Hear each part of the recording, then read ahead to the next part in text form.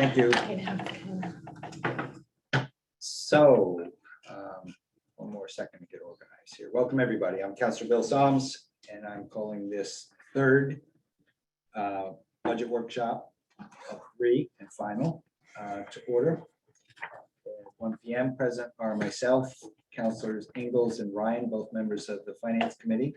Also, Councilor Naomi Rodriguez, Mary McGrattan, and Town Council Chairman Kevin Dabrowski, Mayor Allen, Patty, the Town Clerk, Matt Bonin, our Finance Director, Ian, Assistant Finance Director, former Finance Director Marsha Hancock, and online we have Roxanne Marr. That's everybody, I think. So welcome. As we did last time, the owl picks up everything. The owl is the device in the center of the room that allows us to see each other and hear each other. And I asked last week, or last meeting on Monday, if everybody would keep sidebar conversations to a minimum, and that worked. So thank you very much. So we want to have one person speaking at a time so that people online can follow what's going on. And with that, I'll ask the mayor if he had anything that you wanted to say. No, I think we're ready to go. Okay. Thank you, though. And I think first up are registrars, right? Town clerk. Okay, right. That's what I thought at first. How do you wrap? Welcome. Hi. Okay, thank you. So my budget has pretty much stayed the same as they have in the several years. There's one difference. I did add $1,000 into my operating expenses. The reason for that is for our microfilm, which is mandated for land records. In the last 2 years, as most of you know, the real estate has skyrocketed, which has caused us to have more land records and more microfilming. I'm already this year, I'm going to cut it close. I may go over, or I may hold off to do a few of my books until next year's budget, just because I used to average around a book a month, and now I'm about a book and a half a month. So yeah, so that's the reason for the 1,000 increase. But that's the only change. That was my only question. Yes. I bet it was the other councilors too. Yep, okay. And I don't think we have any capital for you. No, I don't have any that I put in that I'm aware of. Unless those books get really pricey. Yeah. Okay, well, that was quick. Thank you very much. Okay, thank you. Now the registrars are up. Now the registrars. Bill, I have just a short comment about for the people following the budget. I added a column next to the right of the mayor's final budget column that says FY23 in progress. And that carried over everything from the mayor's budget. And then I made a couple of the changes that we had talked about. And so you'll see that the expenditure budget has decreased a bit. So I thought we could just make any changes in that column for now. We can add as many versions as we want. Okay, thank you. So at the end of today, if you want, we can close out that column and then start a new column. Yeah, that's very helpful to us. Thank you. Okay, so I'm trying to remember to introduce the department head. So that was Patty Riley, who's town clerk, and now we have Marsha Dykes for the registrars. Are we waiting for Hazel or no? I don't think so. So a few changes here and there, but overall, not big picture, not much change at all. We increased the poll workers a little bit. We're going to cut it close as is right now, so we increased it a little bit. A lot of it has to do with just the additional poll workers that are needed to count absentee ballots. So that went up a little bit. You'll see communication went down a little bit as well. We just didn't need the amount that was in there last year, so it's going to decrease. And then I'm sorry to interrupt you. We increased it for a reason last year, right? communication, my guess is I think maybe due to redistricting. That might have been it. I And, think that Yeah. was it. and we just, I Don't don't, need to do it again, right? we don't Yeah. need to do it again. Okay. Even with that increase, I don't think we're gonna use what's in there currently, so I think we're fine. Great. Other supplies, I looked at what we are at currently, and I just feel like we need to bump it up, because I do think we probably will have a primary this year. We didn't have one last year, so that will be an additional election there, which that's, other supplies is mainly our election expenses. Okay. And that's pretty, education, I decreased it because the previous year was for my recertification, or the budget was increased for me to get recertified. Yeah. Or get certified, not certified. So we won't have that going forward. And the stipends are for the poll workers, correct? Stipends, I just see it, under mine, it's just poll workers, it doesn't say Oh, stipends, okay, all right. What's the Yeah. value? 11,000, or it's gonna be, currently it's 11, it'll be bumped up to 12,500. That's it then. That's it. Tim, on. We are blazing. So, thank you. So I should mention for those listening, the counselors typically look at anything that has increased and in some cases decreased. And if it's flat, and almost all items this year are flat, we're not asking questions. So, thank you. I'll probably give you more explanation than you needed then. We would have asked the questions. anyway. Thank you. Thank you. Okay, now we are. So I don't know if Vin Cadino is. Vin's here. He's here. All right, come on Vin up, is Vin. here and ready. Vin. You're on, you're up.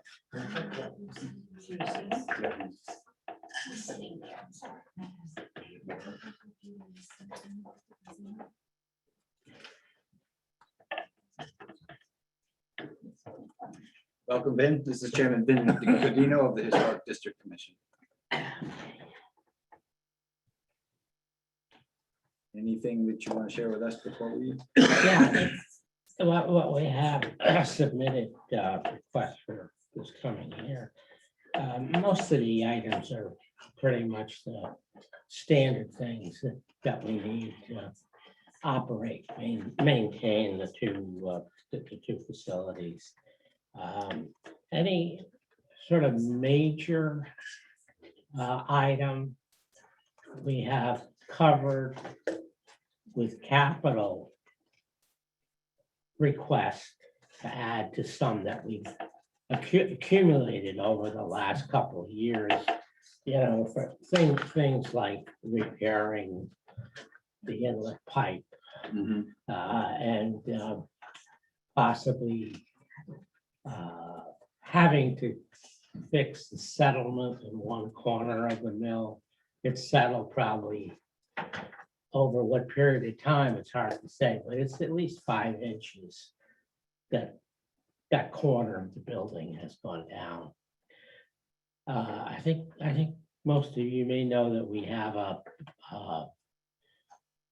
$20,000 grant from the state for an engineering architectural firm that specializes in historic structures to come in with a mill to take an independent professional look at the problems that we have.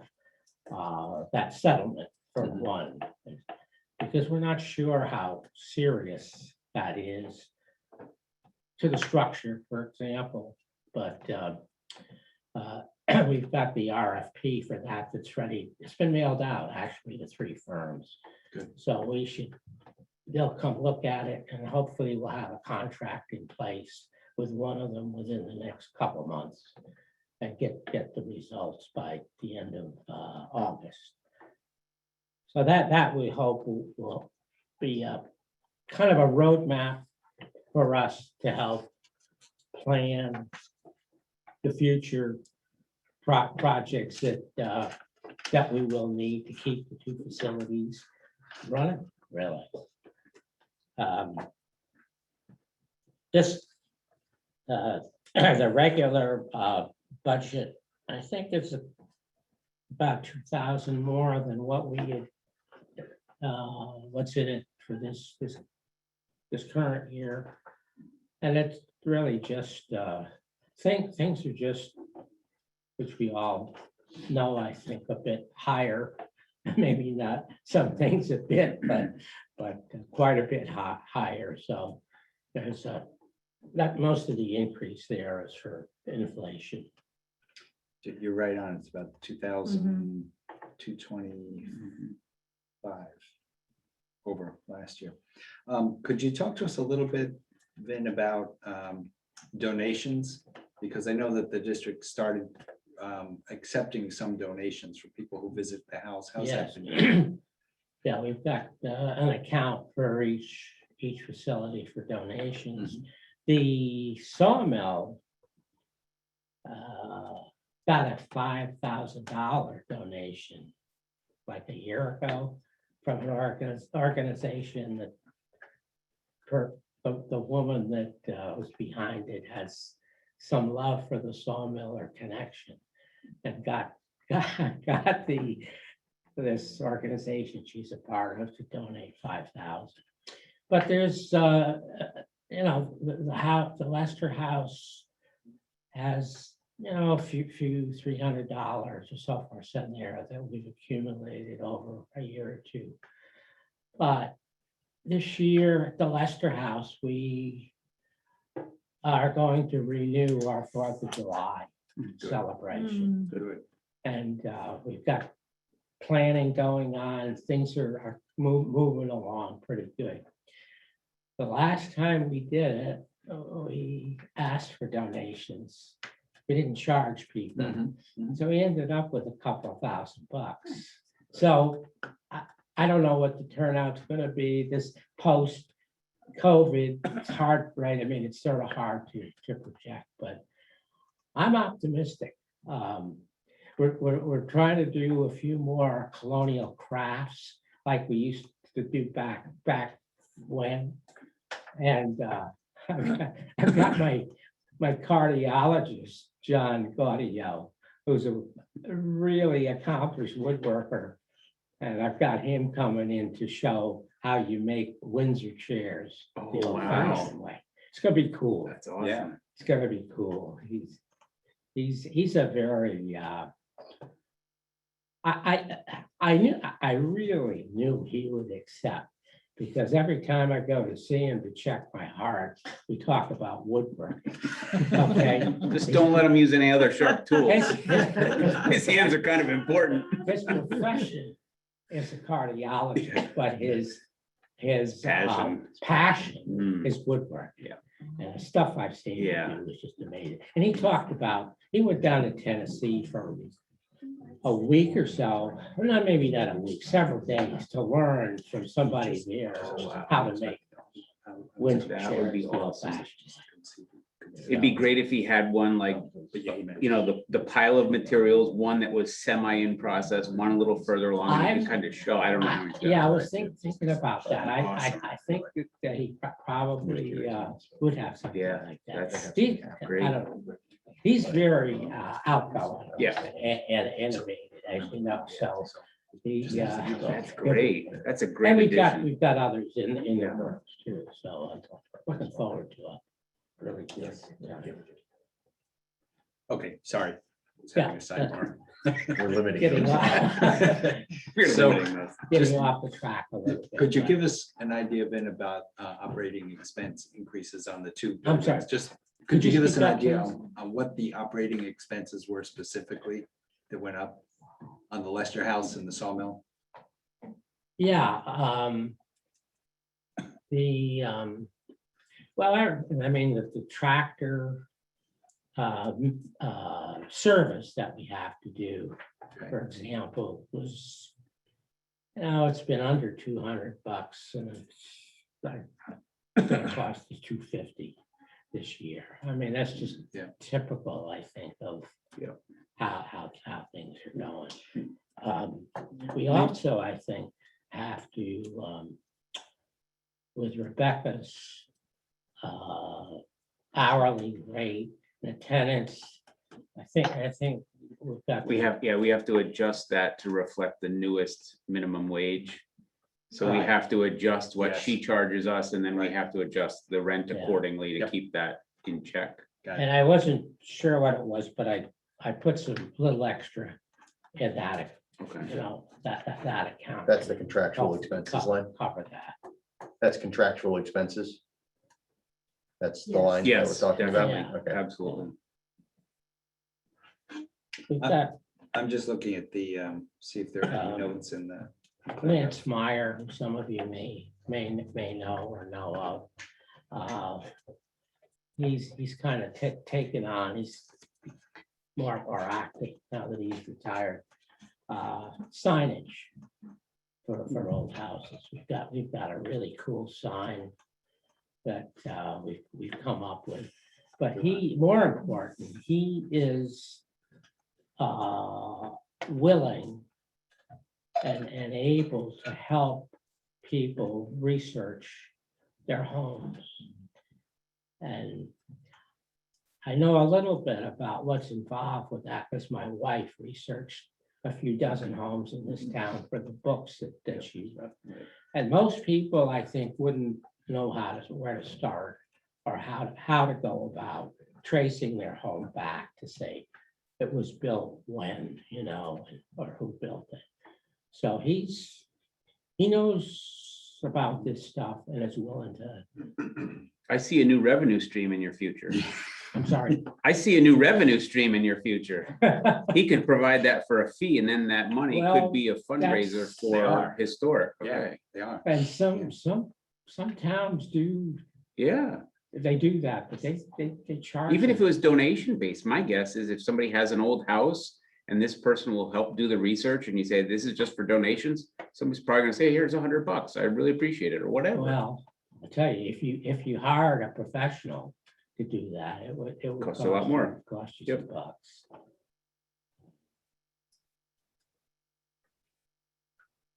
Okay. Did I? If anybody's I'm not interested, sure I I have answered the your donation question, accounts up if you want to know the current balances. Please. The Sawmill donation account currently has a balance of $5,658. And the Lester House has a current balance of $399. Nice. One And child is worth more than the other. I know. Well, it's that one $5,000 Right, donation that came in last year. So, And- so it's kind of hard to get donations during a 2-year pandemic. but Yes. I would Yeah, expect well, we'll see yeah. a lot more. Yeah. coming as things open. Exactly. The other thing Yeah, we we can can consider going shut forward is a down. snowball campaign. You know, we pay, I think it's $500 a year to be part of Snowball. And then we use that, we actually started that, Linda Davis started that for the food pantry. Okay. And we can run as many snowball campaigns as we want. It's basically just a fundraiser. So you say, we want to re-roof one of the barns at the Nathan Lester house. And our goal is $5,000. And they work this campaign and they've been very productive. Excellent, Yeah. excellent. And we could do a whole bunch of them. So if Yeah. there was it needs to be project specific. But if there was a specific Yeah. project, either for the Sawmill or Lester House, we could set one up.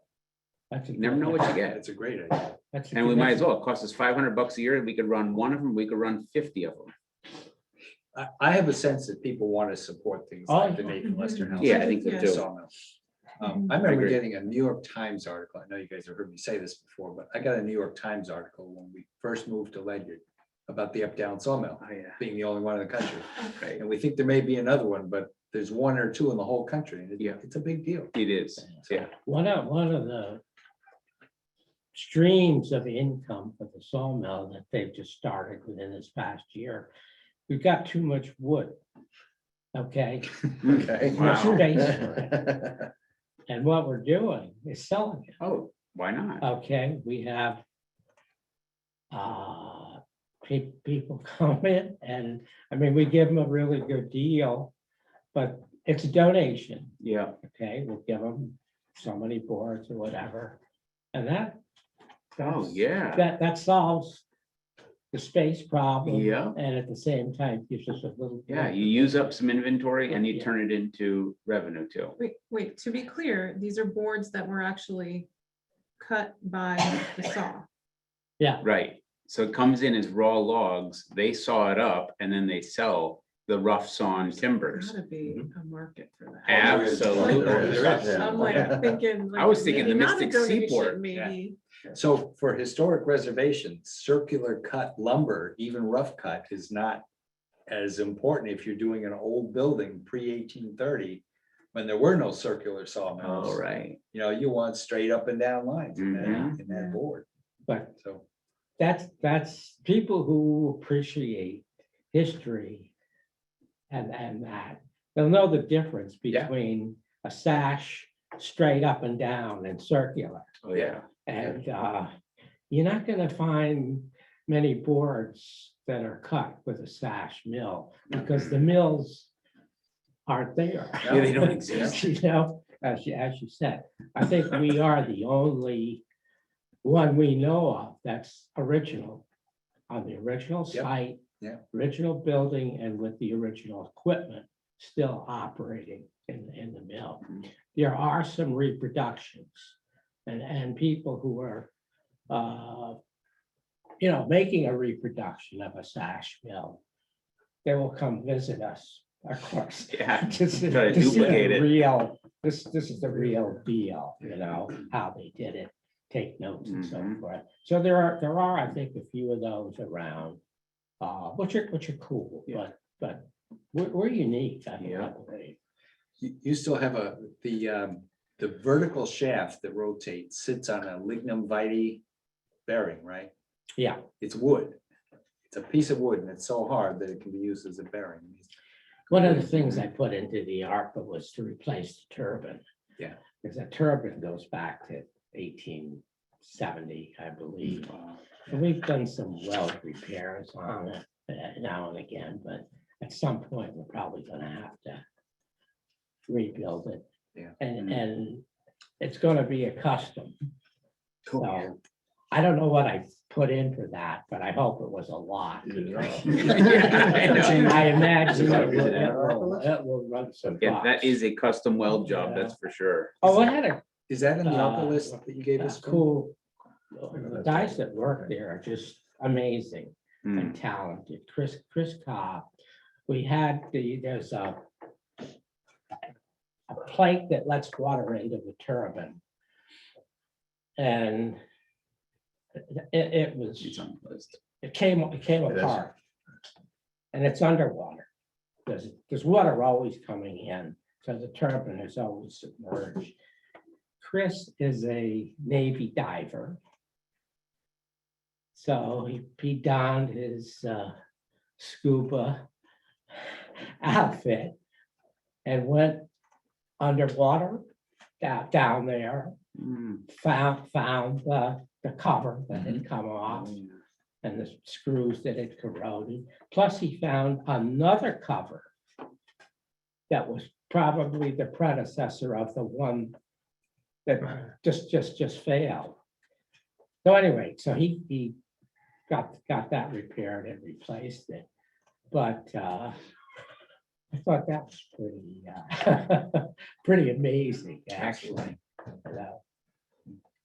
It's actually not. I Yeah. just looked, and so the three that are in there are the three that Vin had referred to. Right, The inlet pipe, yeah, the sinking of the northwest corner, and the repair of the stone foundation. that's just capital though. Yeah, so it's Yeah. not, It's not, there's nothing in Yeah. ARPA right now. right. Yeah. But some of these projects are capital, that are in Right. capital, are in ARPA, Yeah. it's just not there. So, Can I ask a question about the ARPA? Sure.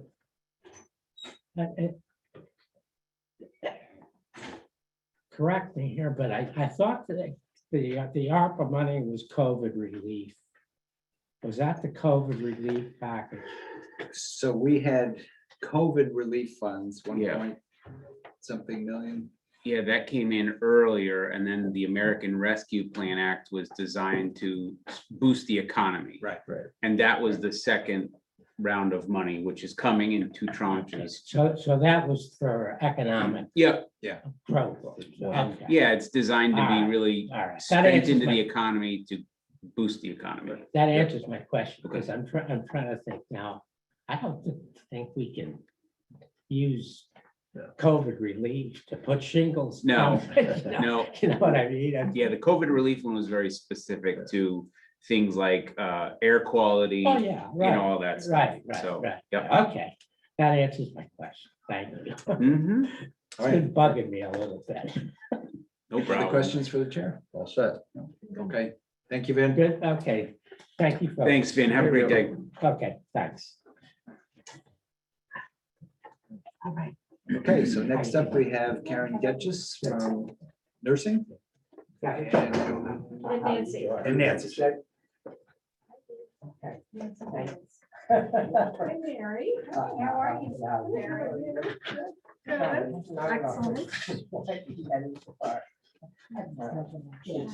Good to you. Take care. Nursing and school. No. Oh, under ClearGov? Yeah, Health and welfare. that is helpful, correct.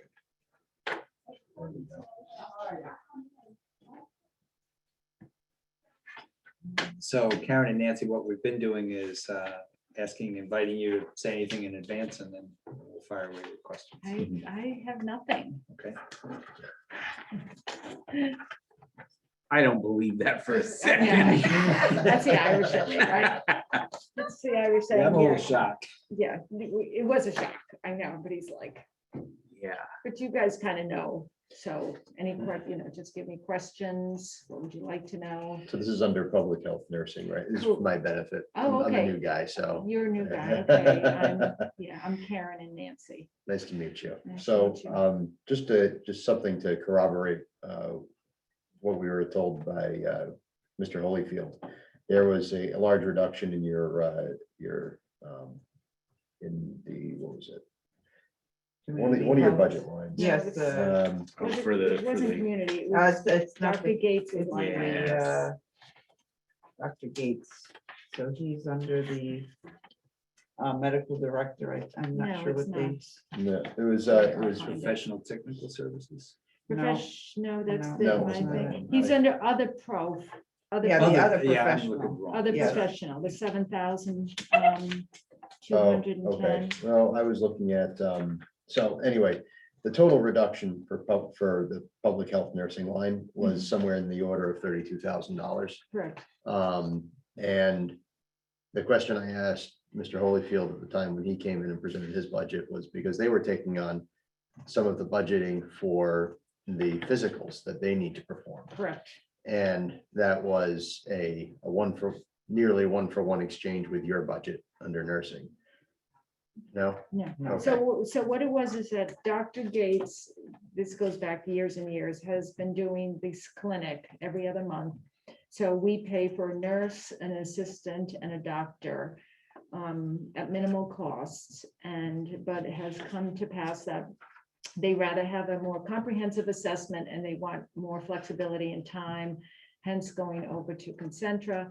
So Dr. Gates's budget, he charges me about $4,000 a year to do these volunteers. So I gave the $4,000 back to the town to say, do whatever you want. Now Steve's budget, on the other hand, for that is high because of, so I don't Right. know where he's. Yeah, I don't know where the Getting the money. 32. Yeah, that's not coming from me. I No. gave back with Correct. Dr. Gates. No, you answered the question. So Okay. it's basically the $4,000 reduction was in your budget for Yes. Dr. Yes. Gates was being used to accommodate what the I fire gave it department back. previously needed. You Okay. could- you guys can do with it what you Alright. want, so, and I'll give you the files too, and so.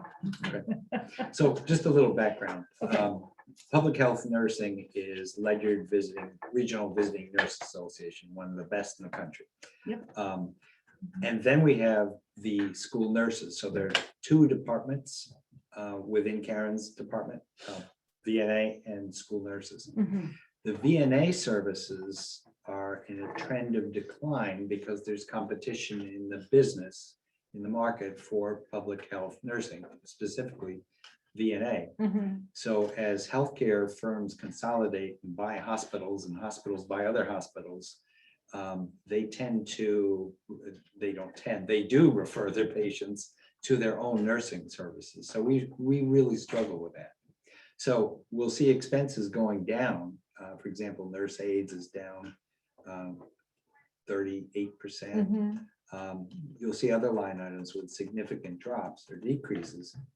And that's because revenue and calls for services are declining. So Correct. Ledyard VNA is revenue positive for the town of Ledyard, has been. And we're trying to keep it that way, Mhm. but revenue is down, expenses are down, comparatively.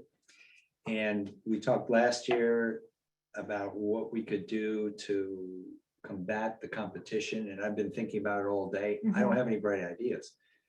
Because there's a captive market, when a healthcare professional says, here's your nurse, you say, okay. Well, I just found out, it's interesting, Dr. Tom's, if you all know Dr. Tom's, he is a guru of hips and knees for my age people who want it done. So if you have a high functioning person, he is now doing day surgery. Okay. So instead of putting, because they get paid bundle payments. So instead of paying for the hospital visit one night with the staff, he does you in the morning, sends you home at night, and Trinity Home Care, which I had never heard about, meets them at the door. If they come home at 6 at night that night to do their hips or knees, to start them on their rehabilitation, which is a whole new model, Yeah. which has changed because they're trying to pare down their expenses Mhm. and get rid of. Now, the people who need the one night stay will, and then they come to us. Sure. So we're trying to talk to Dr. Tom's and say, if we could somehow get in on that model, have our therapists meet them at 6 Right. o'clock at night Yep. at the door, Yep. which they're willing to do. So that's how it's changing so fast, the competition and Yeah. how much, the bundle payments are affecting how they're doing their job Sure. and the patient. So which is interesting. So yeah, it is a struggle, a continued struggle, but we do give back the money that we don't use. So last year, I think it was 140,000. We ended up giving back to the town because we didn't use it with the therapists or the aides Yeah. or Right. We have, supplies or whatever else we were targeted for when we were at this many patients. So now we're here and so and then the other change that's happening is, the level of straight Medicare people are decreasing, they're going to the Medicare Advantage plans, which pay us less than if we were Oh, with. right, yeah. pays everybody. Yeah, less. yeah. TRICARE, Right, yeah. right. There's a reduced model that they pay less. There's Yeah. no, Right, so so- that reduces, for the same amount of people, I'm still gonna get paid less. In comparison to if I had all straight Medicare. Right, so that's changing there. And, we take a lot of TRICARE patients because they're in our community and TRICARE pays nothing for us. I mean, They minimum. are. So a lot of agencies don't take them, but we will always take them. So a lot of, but yeah, and then Nancy, the people who have United Healthcare, Medicare Advantage, they don't pay us as much. So, which, For the same care. Yeah. so again, so you're fighting the insurance companies, plus the hospitals. So it's just is that trends of healthcare today.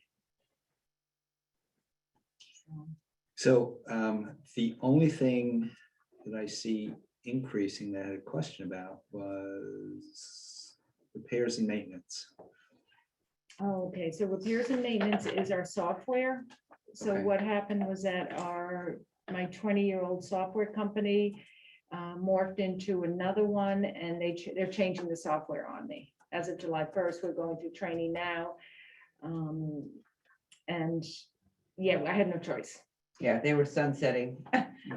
Did the same June thing in 30th. fire departments. We already had this We've heard this conversation. right, we've heard this several times. Oh, this year. really? Yeah, one company buys another, discontinues the other. And Exactly. says, now you gotta switch to this because the other one's going away. Yeah. And you have no And is choice. it a better product? No. Is Sometimes. yours but cloud rarely. based or not? Yeah. Oh, so that's cloud. So we have, Yeah. the nurses, they'll have the mobile, there's. Yeah, so we had the expensive, The the iPads. iPads, because they don't use the laptops. Yep. and we had So the- anyway, yeah, you so know, they the change added them out, so we're expense, yeah. changing, which might be a good thing, A lot change of is good. benefits, yeah. So more data collection and that, but it was a Yeah. change, so that's why that increased to offset. It's a bird organization, we already send comment. MIS fire and. Really? Mm. True. So, And Yeah. last year, the assessor, we may recall, that one went Yeah. cloud-based. That's right. As long as nobody disrupts the cloud. Yeah, exactly. Well, that happens. Yeah, that's the scary part, I know. Yeah, exactly. And then moving on to school nursing. Okay. Oh, go ahead. I'm sorry, Tim, go ahead. Public health nursing. mhm. I'm actually gonna ask about a reduction. That's quite a large reduction, this community health program. Almost 30% reduction.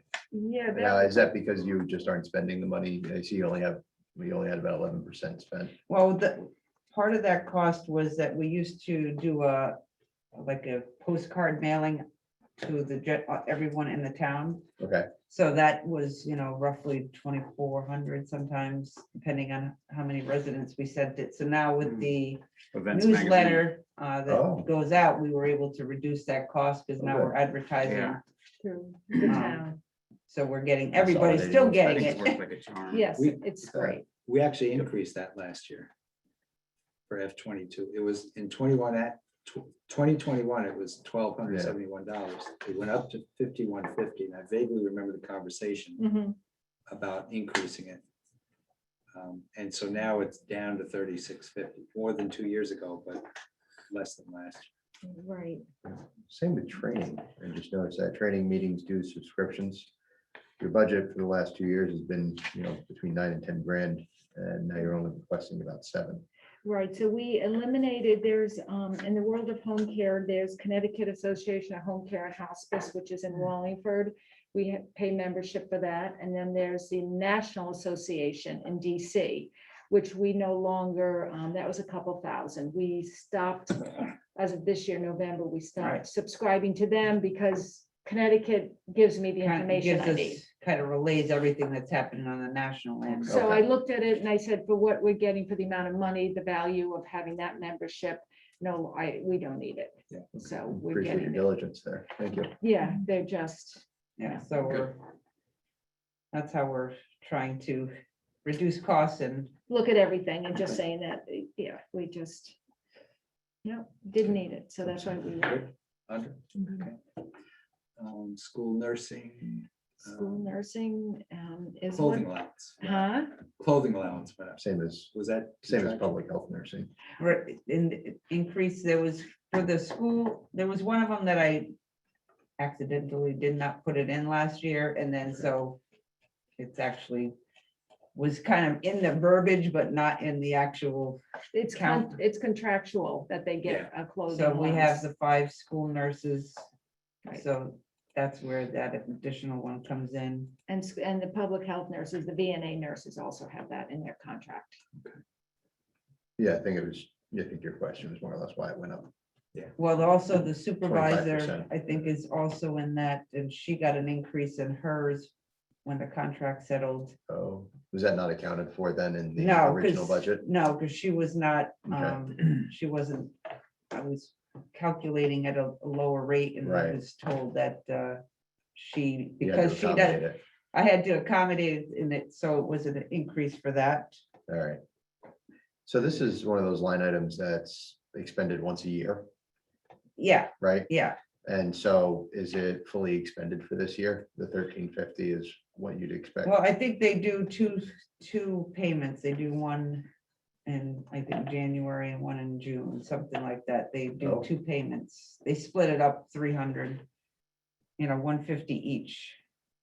This is the clothing allowance. Yeah, they Okay. get paid twice. I'll pull it up. There's 660 expended. Oh, this one says actuals as of 12/31/1350.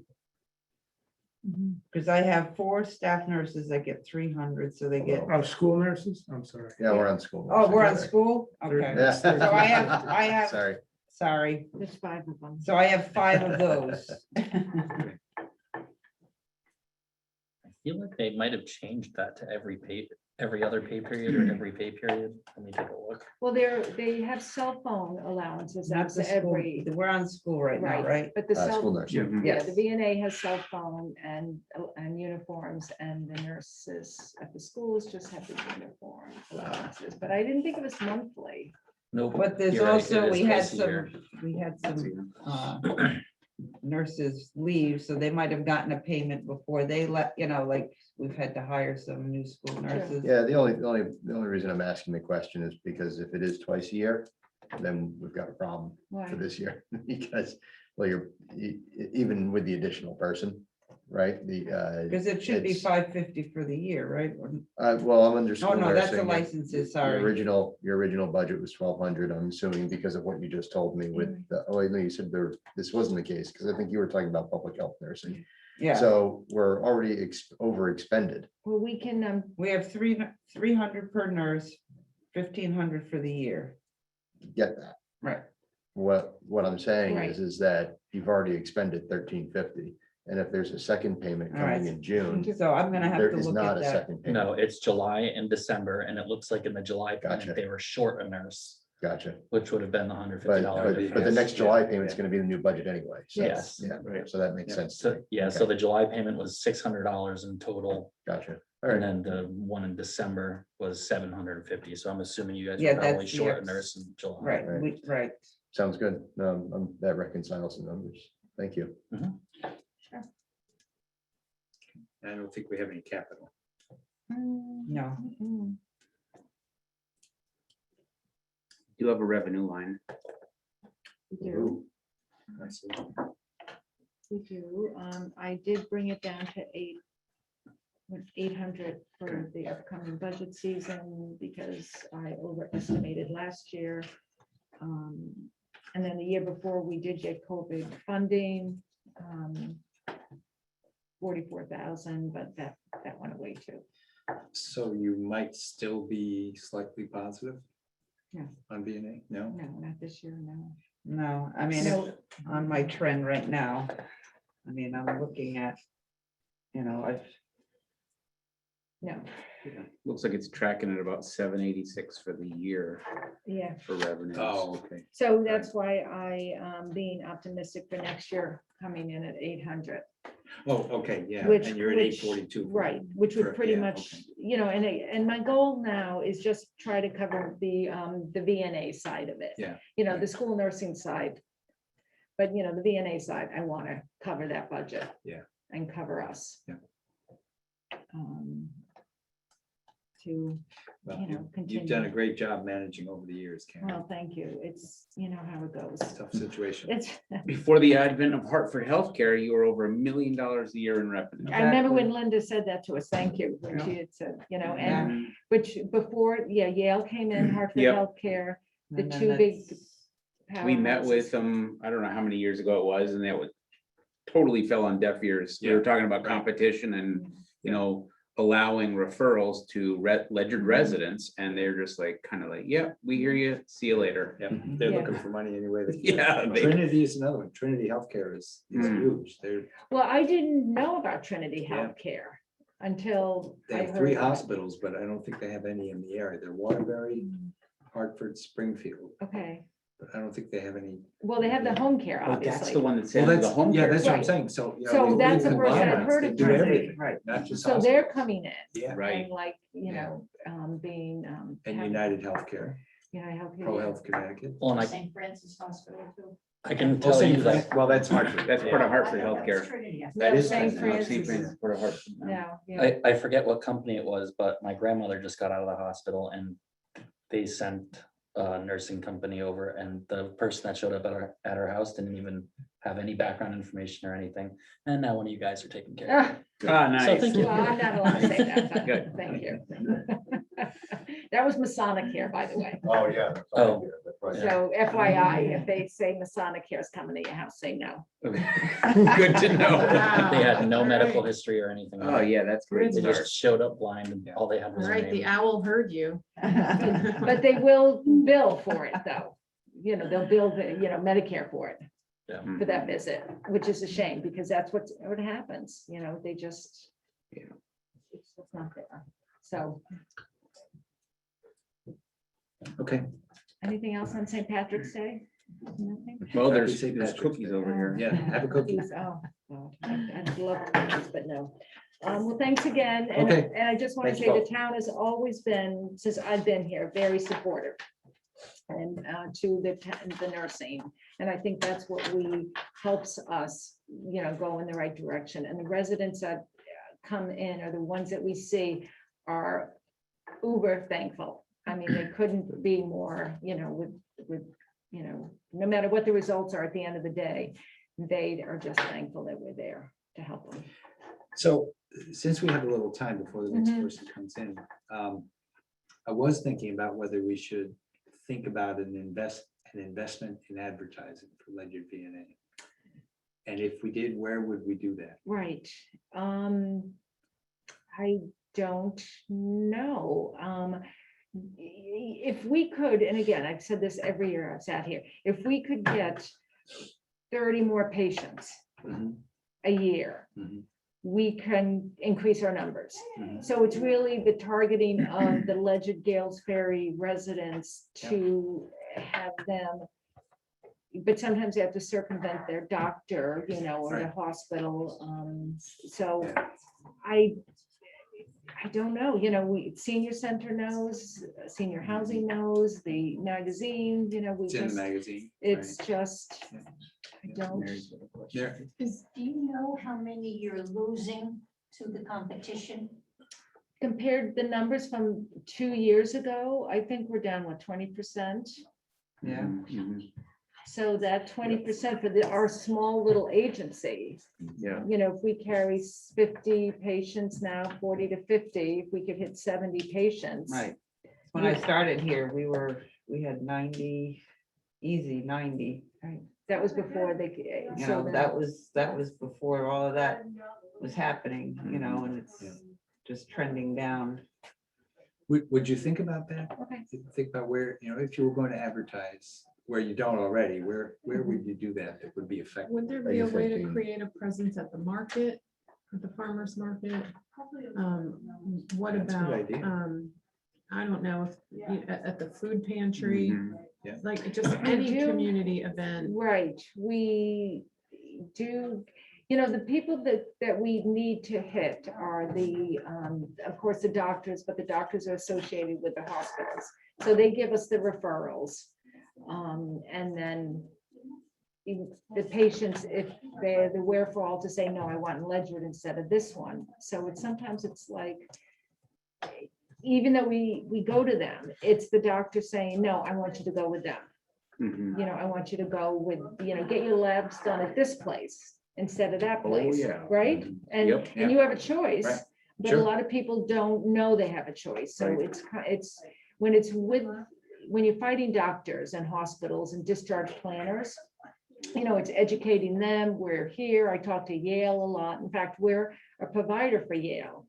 So they know we're here. I'm on their monthly calls. I mean, so we're with them, but they're very small. So we're gonna talk to Tom's and see if that's Good. Sounds we like you can- need a lobbyist.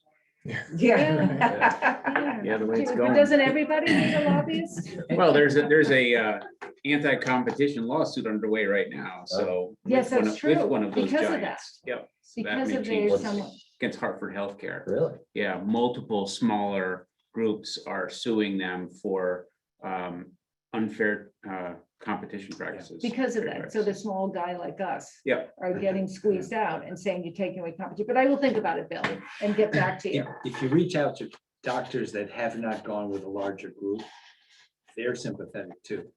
Oh, yeah. Right. So my primary care went with a larger group. Right. And one year he said, take this, your blood sample requisition, take it to Mhm. this lab. And I said, what? I said, I always go to Pequot. He said, okay. So they're all struggling under these new organizations, but Yeah. the independent doctors will still be very Which are sympathetic. very few, like Dr. Gates is my that's medical true. director. Exactly. So he could not survive. Yeah, yeah. This about 4 years ago. Yep. So he went to Hartford Healthcare. He's now in the big building where Toys R Us used to be. Oh, yeah. They moved the Waterford office over there. And so they signed a contract. Yeah.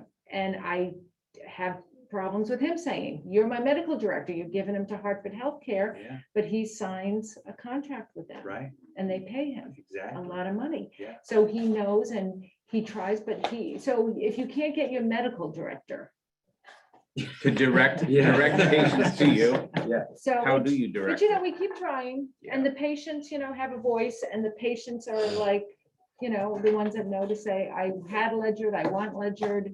So we still fight the good fight, but I'll think about it. Yeah. And then probably maybe target doctors' offices Okay, to good. do that. Thank you. Thank you. All right, guys, thank I just you. gotta step Yeah. on posting things quickly.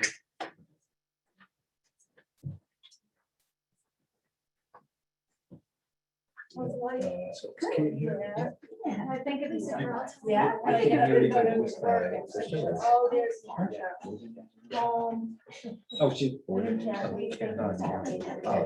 Having coffee, reading, you know, all the stuff. Is this correct? So. Yeah, Karen, Kate's up right? next. Hey, Yeah, very we're much. gonna do How are you? Kristen is the mayor's assistant. Why So is she- Nancy is not listed here why is- because she works, she is. Oh, okay. So she's- Hi, Karen. All right, how are you? Do you want one? It's coming right by you. You should No, take one while it's coming right afterwards. by you. When I leave, I'll grab one. Roxanne's been at it.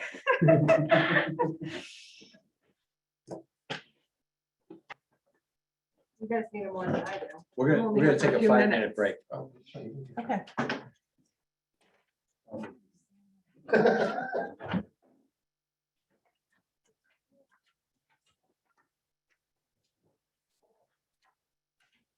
Hi, Kate. Hey, how are you? Good, how are you? I'm good, thanks.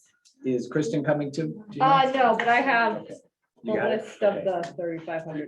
So, I'm just keeping yeah, attendees. no, she's good. Sure, 175 for the sewer. yes. That was approved for ours. See a cost. Was Yeah. there a formal council? Yeah. that's little true. guy. Oh, they're all good. Wait, Um, all? Wait, Yeah, how I did you have get three. them? I have three. I know, right? Or Yeah. just the purchase? Congratulations. Yeah. It was So just that's the exciting. purpose. Okay, so what are the purchase. ages? Just now? 99. Yes. It was 9, 99,000 6, and change that was authorized, but the rest has Yeah, not been That's addressed. busy. So busy. Yeah. Wow, wow, wow. Yeah. Yeah. That's covered. Are they the ones that are For gonna have 175. a dog park? Yep, yep. Let me, What is the ARPA project? Z00012? Yeah, so I'm where the bag used to Or be. project code G14. It's 14. Yeah. I believe if you pull that up, So- and I guess what's holding it up. so Ian, the estimated cost town share in the ARPA list is 175.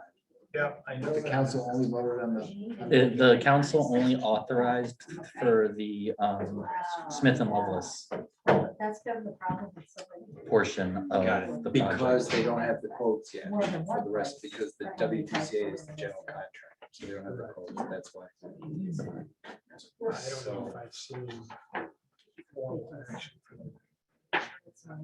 Yes, so I will show you. WPCA's gotta get the Keep it running all quotes, day. Yeah. and then we've gotta do another action. Yeah, that's true. I don't know what the story is. Yeah, I haven't heard either. Fires. And it happened, I think, in the middle of the night. So we had to-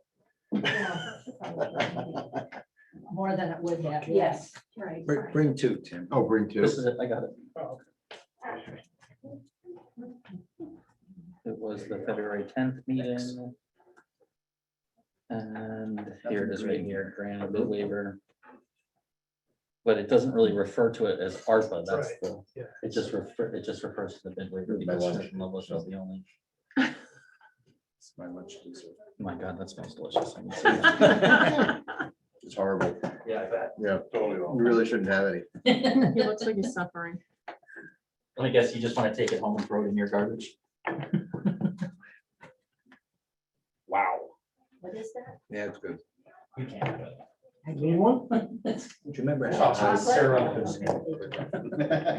never hit columns. I just keep I probably scrolling. did it once. Oh, right here. Columns?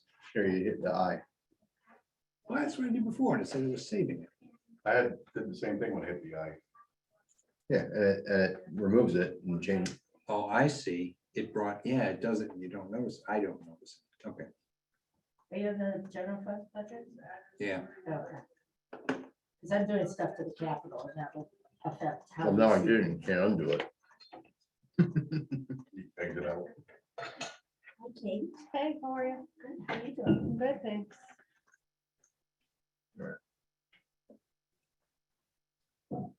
That was really good. Yeah, oh, you finished, look at that, yeah. No, no, I Didn't stopped. stand a chance, right? He didn't finish it. It's, Yeah, okay, no, he's not that much of I a. would, no, because I could probably eat that whole plate. Mhm. Not without a half gallon of milk, though.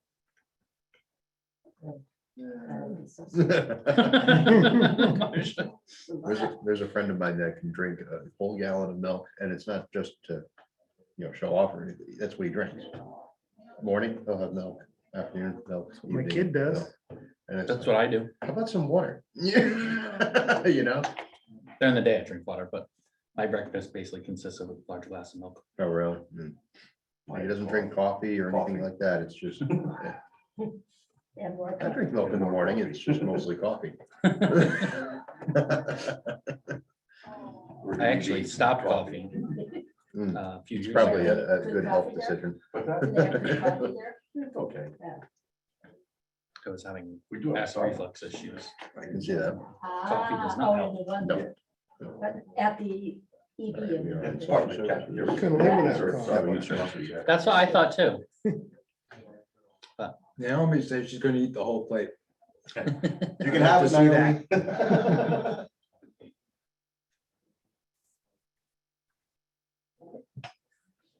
Well, I should have said 5 minutes. See that? Everybody left.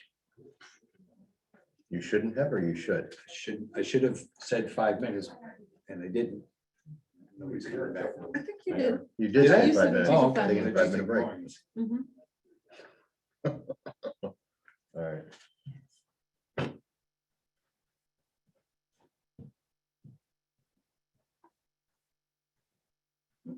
Okay. Where is youth services on Clear It's under this, it's where nursing was. It's just a different tab under. It's also under health and welfare, Yeah, I'm looking at that. social services. I see social services. Same thing. Yeah. Youth and social service, Okay. yes. There.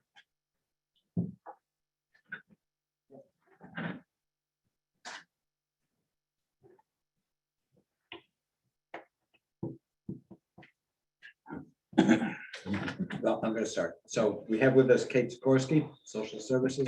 Kate, Hi, anything you want to say to us before we start peppering away? questions? does anybody need like a hard copy of what I sent to Roxanne? Please, that would be great. I would love a hard copy too. I'm surprised at you, Tim. Yeah, I'm not millennial, I'm sorry. Killing I'm trees. definitely not millennial. I know.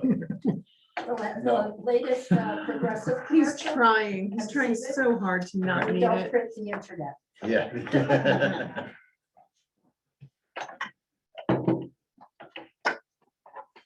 Go for it. Good old Dr. Rick. My first question is what we rented that we don't rent anymore. That was the food locker, the food pantry, Mhm. the Oh, rent to yeah. the Right. church. I should know that, shouldn't I?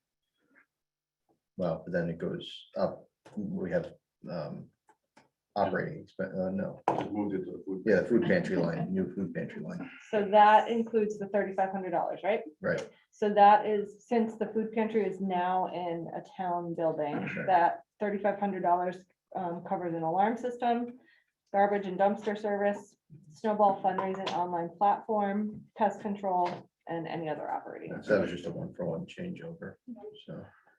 The operating expenses increased quite a bit. For me? Social services? Yeah. So we actually moved money from the administrative wages down to the operating expenses to cover Kid Tracks, which is a software platform that I use for our case notes. Kid tracks? Yeah. Okay. So that was under administrative wages, and at our last meeting, they decided it would be better suited under the operating expenses. So that's why that money moved. So line item for the administrative wages Went down. dropped, Mhm. and then it increased on operations. Why was it there in the first place? Just been there for years. Yeah, I have a question, and Yeah. I'm glad, Good thing the mayor didn't hear that. I'm glad that Fred is back for my question. You said Snowball, you're paying the full $500 a That's year? not me, that would be Kristen. I Okay, don't- but it's out of this line item It's for out social of services? the, no, it's out of the food pantry line item. Right, Yes, the $3,500. well, we were just discussing earlier that we can use Snowball for many other projects, so if we're gonna, because right now it's just food pantry. So if we were gonna use it for other things, maybe moving it into the mayor's budget, Good idea. I know, if we it's could, not gonna be solely Yeah. for social Yeah. services. 'cause I think it can be used for a lot of different things, so. Yeah, All it Chris- is basically just like it's like a program that we subscribe to, so. Kristen mentioned last night at our board meeting that she was hoping to use it for fundraising for Parks and Rec scholarships. So I know Yep. that she had other plans to Yep. kind of expand the use of it already. I don't think there's any harm in moving that. Yeah, Is it if- currently being Oh, paid sorry. out of social services? yes, Yeah. Oh, because it probably should be paid out of the Parks and Rec, food pantry line. well, right now, because we're solely using it for food pantry.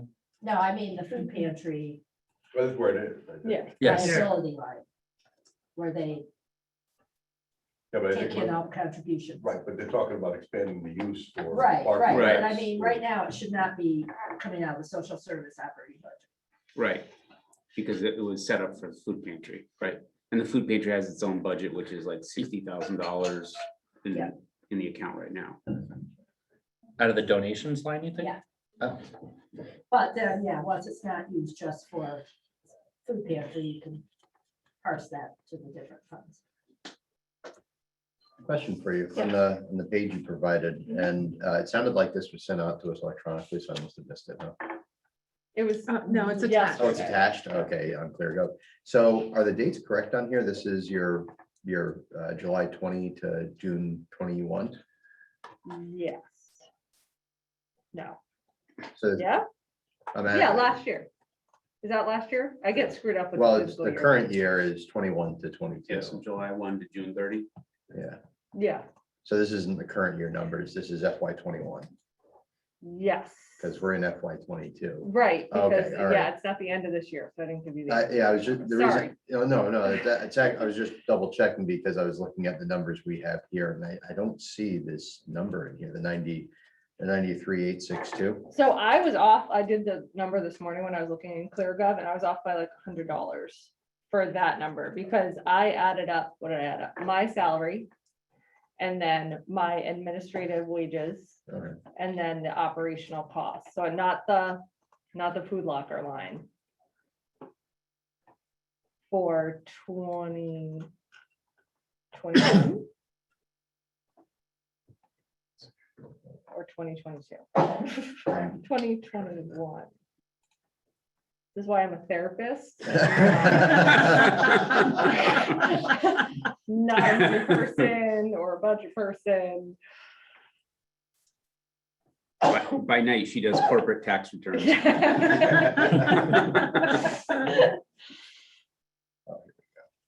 Yeah, 93,462. That's the FY 21 budget number. Was that close? Okay, just a few hundred off? Yeah, Okay. I was looking at a different number, which was a little more off than that. So thanks for correcting me on that, Kevin.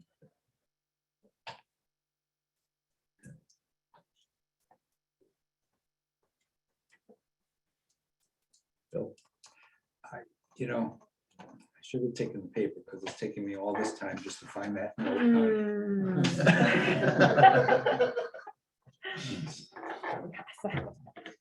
Which one is it? The one in social services? I was almost there.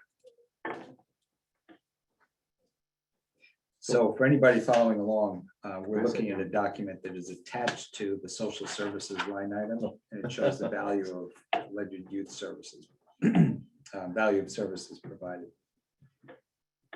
And we're looking at paper copies.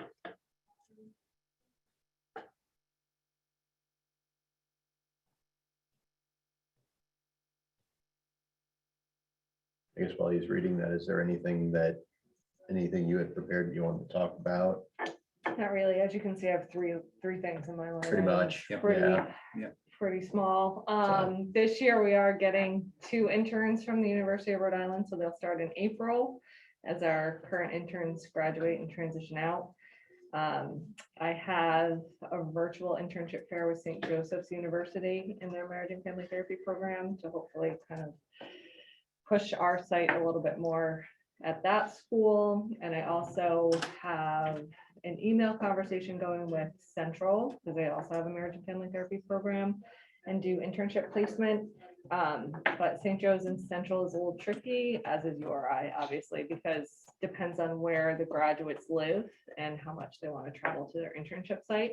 So there's really no guarantee that we would get interns from Central or St. Joe's yearly. It really depends on where they live and kind of where they want to be working.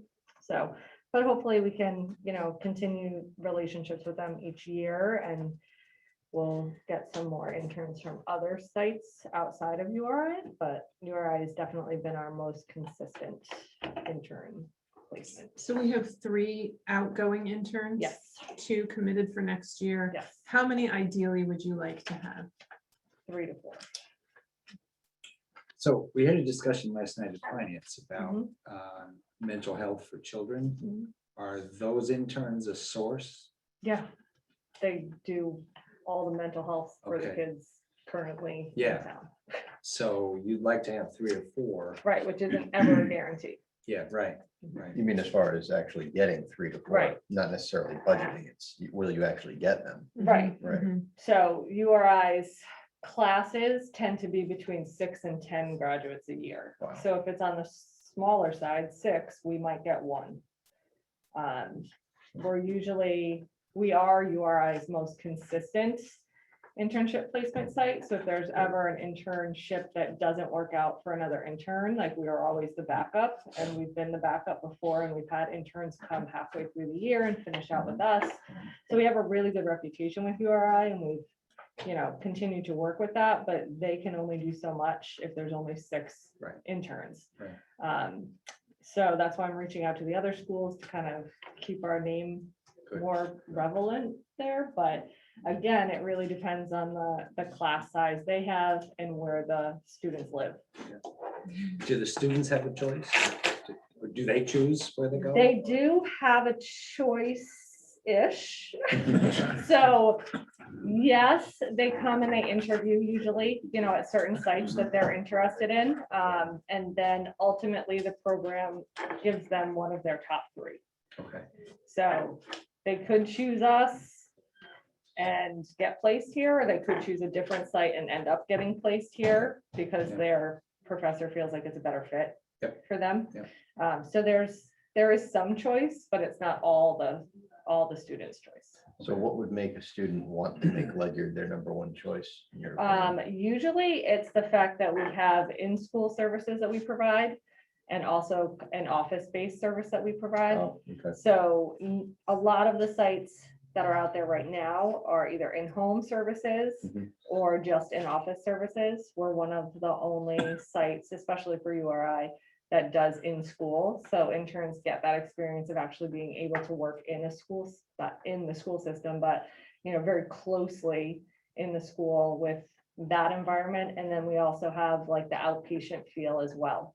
And we have families that come in after school, and then we have kids that we work with in school. So it's pretty dynamic, and you're always moving, and there's a lot of pieces. So this is the opposite problem that the Yeah. VNA has. Right. So so I would be interested in understanding if there's anything that we could do in Ledyard to make us even more attractive to attracting those Right. individuals that you need and would like to budget for, but can't budget for because you can't get them.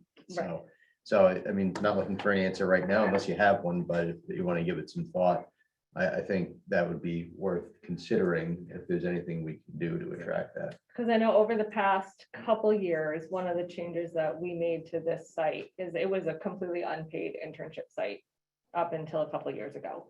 And then it came to my attention that there were some sites in Rhode Island that were actually paying their interns. Okay. So we were losing interest here because it was unpaid and an hour away versus an in-state placement that actually paid $24 an hour. Obviously, the town cannot pay $24 an hour for interns. Yep.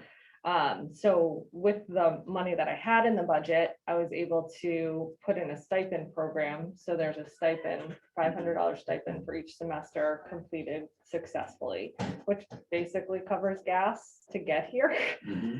So it helps a little bit, and that's helpful. After that came out, URI definitely kind of addressed that issue with their interns and explained like that is not something to base your internship on. Like, we're not gonna just place you somewhere because you want to get paid. Like, so they do their part on their end that they can, but it's still a concern is that some of these places are paid for their interns, and we really can't afford necessarily to pay our interns, but maybe a larger stipend, or, yeah, I'd have to think about it a little bit more. I know Yeah. there's a need because we have a wait list, and today's a perfect example. I've had 9 people on the wait list. I had 3 openings, so I was trying to place 3 families today. I got the number down to 7, and then I got another intake today, so I'm back up to 8. So I'm trying to move forward, but it's, And if somebody's on the wait list, how long does it take before they get placed? today I was calling people that have been on the wait list since November and January. Wow. And So- right now it's tricky because we have the interns leaving, so I can't place new people with interns that are leaving in 3 weeks, because that transition can be detrimental to the therapy process in general. So it's a tricky time to place anybody anyways. Even if we had openings with the interns, which we don't, they're all full. And then we have the 2 new interns coming in, which with the interns going out, we're trying to see what families could get referred out for a different level of care if they need it. Or really have met their treatment goals, but are just kind of hanging on because they like the clinician. And then hopefully we'll have a couple openings to be able to fit more people in. But it's kind of a game of chess right now. So Counselor Rodriguez gave us some numbers that you provided her on levels of expertise in the Right. paid clinician area. How's the market for paid clinicians? There are clinicians looking for work. I think it is tricky though, because we would be possibly offering a part-time clinician without benefits. So that's not necessarily a position people are like, yeah, sign me up for it. But there could be flexibility if it was a fee-for-service position with like Saturdays or evening hours. Because I know a lot of clinicians that work a full-time job and then also have kind of fee-for-service Got it. hours on the side. What did you say the other schools are that you've reached out to? Central. Yeah. And St. Joseph's University. Which is where? in Hartford, Hartford. I think, right? Yeah, Okay. Is Central closest? Central is New Haven. New Britain. Right, New Britain. okay, so that's like Hartford's an probably hour. closer. St. Joe's is probably closer. St. Joseph's would be close. Yeah, I'm thinking of the community colleges. So how about Eastern? Do they have an? No, because it needs to be a master's Got it. program. Yeah, okay. So, and I'm looking at MFTs because I'm a licensed MFT, so I can provide that supervision. Yeah. So we've had social work intern in the past, Mhm. which was great. It was somebody actually in town, so it worked out really well. However, they had to find supervision outside of me because Yeah. for their licensure or their graduate program, they needed a social Mhm. worker to be supervising them in addition to like our clinical supervision because of the fact that she was working under me. By UConn. UConn's MFT program closed about 5 years ago, Dang. How many hours are the interns putting in? 20 hours a week. Whoa, really? It's pretty substantial. Yeah. So I guess I would also, knowing that, and not necessarily a direct monetary contribution to the intern themselves, but if there's any in-kind contribution we can make towards them to make their time easier here or more attractive to spend here, but not necessarily a direct stipend to them. Like a That- company car. Yeah. Well, I'm sure they can, because they're in the schools, right? They go in and out of the schools. yeah. Okay, so I mean, you know, if there's providing lunch or something like that, unless they eat in the schools, I don't know, They don't. but, you know, something like that, you know, and I don't know if that's a good example, but thinking about in-kind contributions like that might be something interesting to look at that doesn't set a precedent either for stipend amounts. So just a thought, yeah. So, And we did put this on the ARPA list last night, and- Yep. and we took some estimates from Councilor Rodriguez, so, you know, and I know I joke about company car, but I'm very serious about if there's a way we can make this work. One of the suggestions we had was to use United Way and Child and Family. But I think the consensus from the people who weighed in was better to do it yourself with clinicians here in Ledyard, so the kids get full service. I think one of the benefits of our services is that we're so close, child and families. And exactly. I mean, for the people that live on that end of town, yeah, that's Yeah. close, but we are close and we go into the schools. Yep. So there's a lot of families that can't necessarily make a weekly counseling appointment with us here in the office. So we can still consistently see their child in school and then once a month have them as a family in the office. Yeah. So the services are rendered in an environment where the child is for 7 hours out of the day. Yeah. So it works out for those families really well.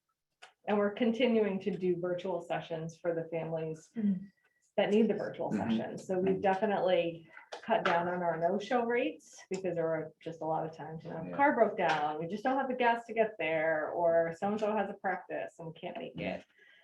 So that continuing with that virtual piece has definitely kept families more engaged and more able to keep their appointments. So we'll keep that going as well. And we did talk about doing it for 3 years. So, you know, so that this is not something you sign up for the long term. Right. Which I Okay. think right now it's definitely, we've never had quite the wait list that we have now. We've had sporadic wait lists here and there over the past few years, but not a consistent 9-family wait list for 5 months. So it's concerning right now, the level of need out there. Yeah. So, I'm always interested in mentoring groups, if you have any ideas there. I That's did- another venue. I did hear something today about a mentoring group and I'm waiting to get the email about the information. So Okay. I If think a- Mary had a if a question. family can't wait, you said you have some on this since November. Mhm. What alternative do they have? So if there are families that can't wait, or I try to follow up with families like every month, even if they're on the wait list, to kind of see if they're still interested or not interested or found somebody else.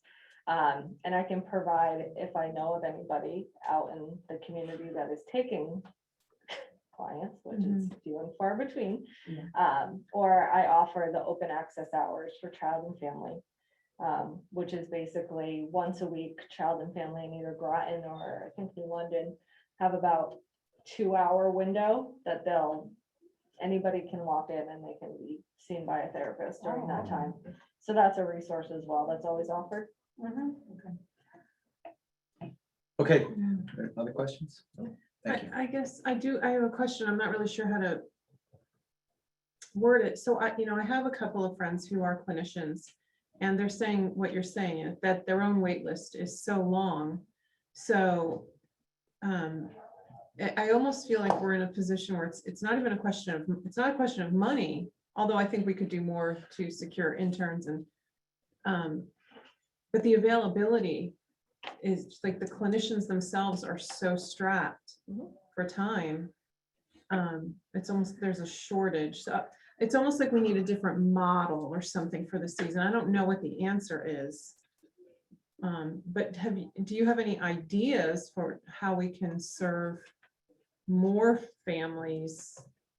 I don't even know. I don't know what my question really is, but I'm sure there's plenty of talk about it in the mental health community about what do we do right now?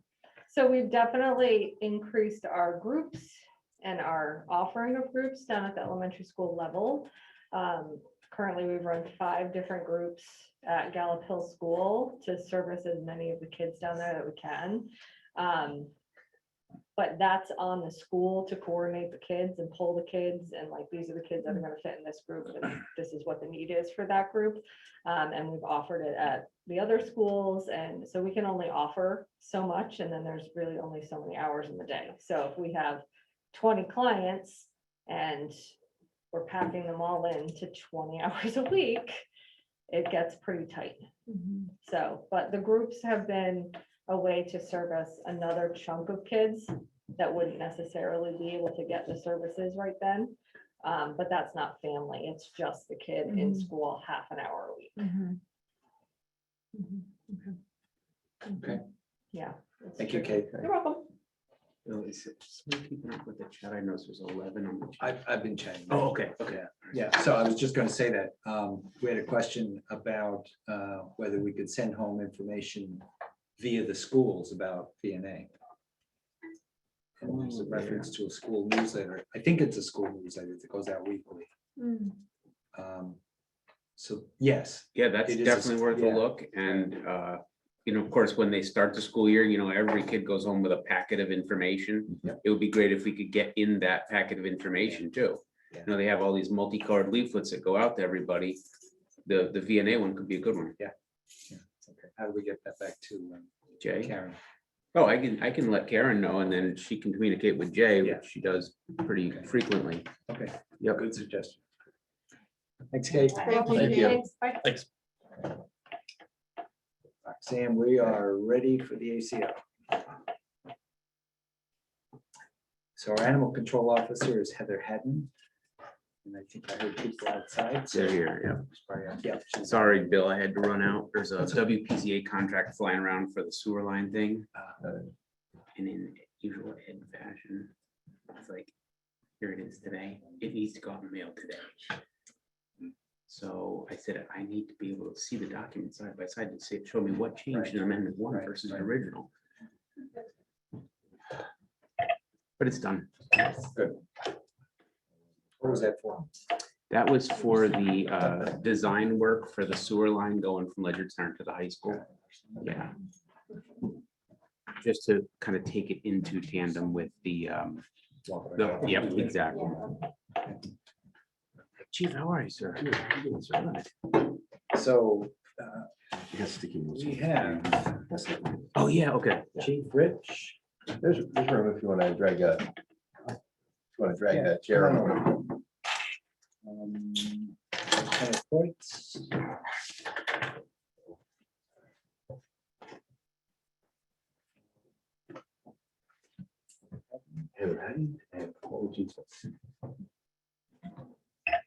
And Paul Smith from dispatch. Paul Jean Smith.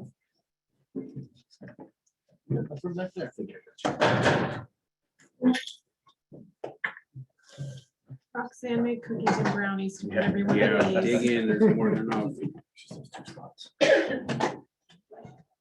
You guys are the last group, so you have to eat them all. So welcome. Thank you. And thanks for coming in. And welcome home, Chief. Thank you very much. Glad you made it back. I was stranded, but it worked out. So we offer the option for the department to make a few comments in advance, give us an overview, or we can just jump in with questions. I'm sure you'd rather talk to us than have us ask questions. Well, first of all, The new guy's really hard. okay, all right. I'm forewarned. So, first of all, for those of you who haven't met Heather Haddon, she is our new full-time animal control officer who Nice has to meet you. been with Hi, us Heather. for a bit. So normally, we usually roll through and do ACO and then dispatch, and then in the event, we have the law. And then also Paul G. Smith and Lieutenant Ken Kreutz is with me. I had just, tried to prepare Heather for whatever this was gonna look like today, and Gonna be easy. yeah. Well, Sometimes they take your camera away. but I'm pretty much prepared for to go through the normal Okay. presentation and how we do it. And then, if you guys have anything else you want to add? I don't. Okay. Well, you took good care of coaching Heather because she's got a flat budget. I don't have any questions. So, There's really nothing there. Yeah, I mean, I guess the only question I would ask is on operating expenses, and actually just to confirm, Ian, Marcia, the year-to-date expenditures, those are through current date, right? I believe that they were fixed the other day. Okay, well, the spreadsheet I'm looking at is still from, yeah, that's. it's My a bill bad. special, Yeah, my so bad. I think Yeah, those the one numbers in are, Clearfield should be as of 12/31 now. and Yeah. The one you have. yeah, right, well, they're after 12/31. What do you see? So, Tim? well, for operating expenses. Here's your year-to-date right here. Yeah, 637. exactly. And so I'm just curious, you're only about 56% spent and we're coming up on a couple months left in the fiscal year. Are there, just for my edification, are your operating expenses usually fixed? Are they something that just comes up, or are they like regular expenses that get expended at a level of effort in terms of, regularly over the months? Sure, sure. So some years back in a lot of the really specific line items were kind of consolidated into this operating expenses. So it would be things like utilities and Okay. preventive maintenances on the systems and those kind of things. So usually they do spring and fall maintenance on the HVAC and the heating and those kind of things. So those have like up and down expenses. So for your edification, as of today's numbers in Munis, the line item is 85.7% expended. Then that just includes a $1,500 encumbrance that's still not cleared out. That number wasn't. the That was, encumbered. yeah, that was just. That wasn't the actual spend. encumbered number. Okay, that makes more sense. Okay. So in general, Yeah. it kind of encompasses everything from, her cleaning supplies and right through stationery. and Right. Anything that's not specified as ACO equipment or veterinary expense and that kind of thing. So, No, I mean, there's no Which I just increase from the, used. I sorry. just got like a bunch of cleaning supplies too, so recently. yeah, it wasn't even a question about, whether it was more or less than last year. It's just, what kind of expenses are they? Because there's a lot of line items we have, not in your budgets, but in general, that are just a very vague name. I got you. And I'd like to understand what goes into some of those. So, thank you. That's it. That's all I have.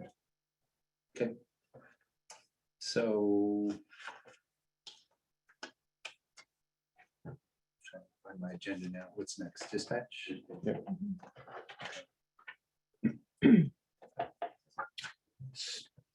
I really need a giant screen. Ian has one in his bag. Yeah, I know. I don't have the cord. do you want? Okay, We're on this one, See, right? yep. Yeah, Okay. no, we have Okay. certain- Yep, so let's talk about dispatch overtime. because Yeah. We all have questions about that. Yeah. So,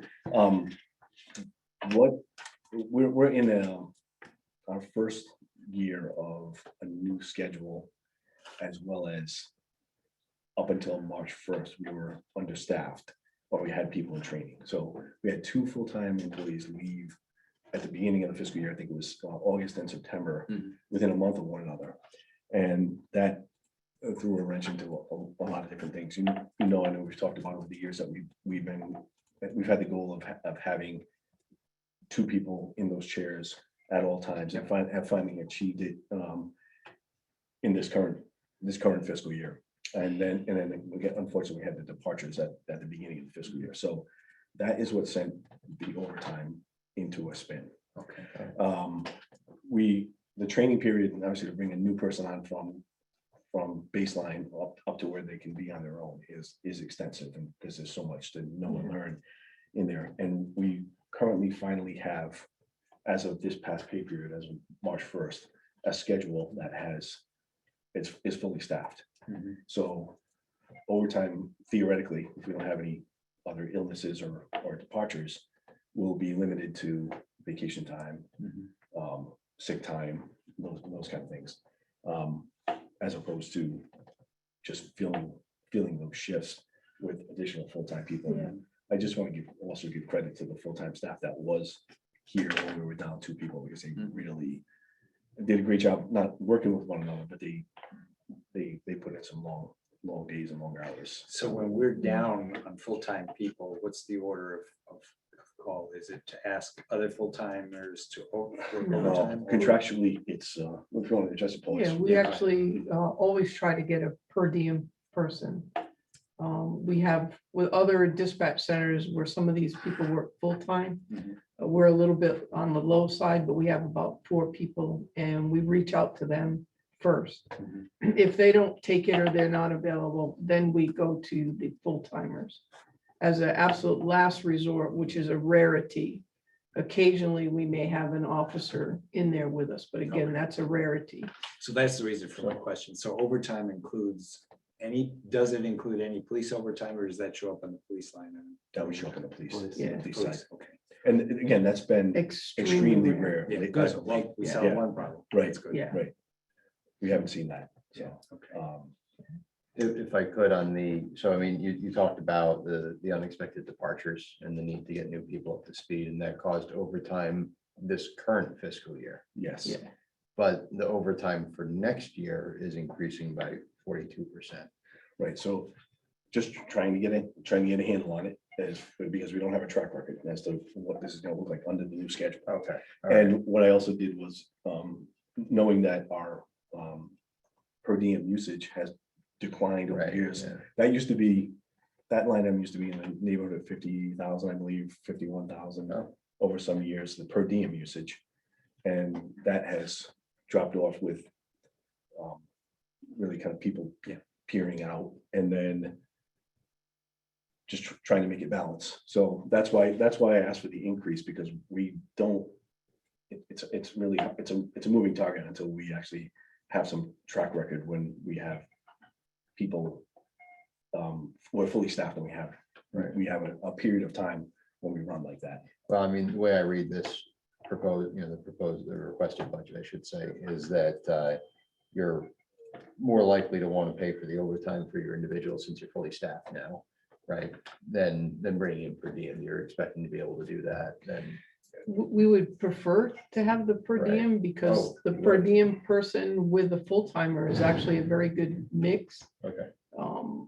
The training that you have to go through now is significantly trained. When he was talking about the 50,000-ish range that we had for the per diem people. The amount of training that you have to go in there now, it's so technical and it has changed so much that it's tough to train per diem people on a part-time basis. Sure. But that is always the goal, to try to get somebody there who is a part-time. And we do have a few, part-time or per diem people that are actually very good at what they do. Some of them work at other dispatch centers. But we've been affected by other dispatch centers having shortages of people as well.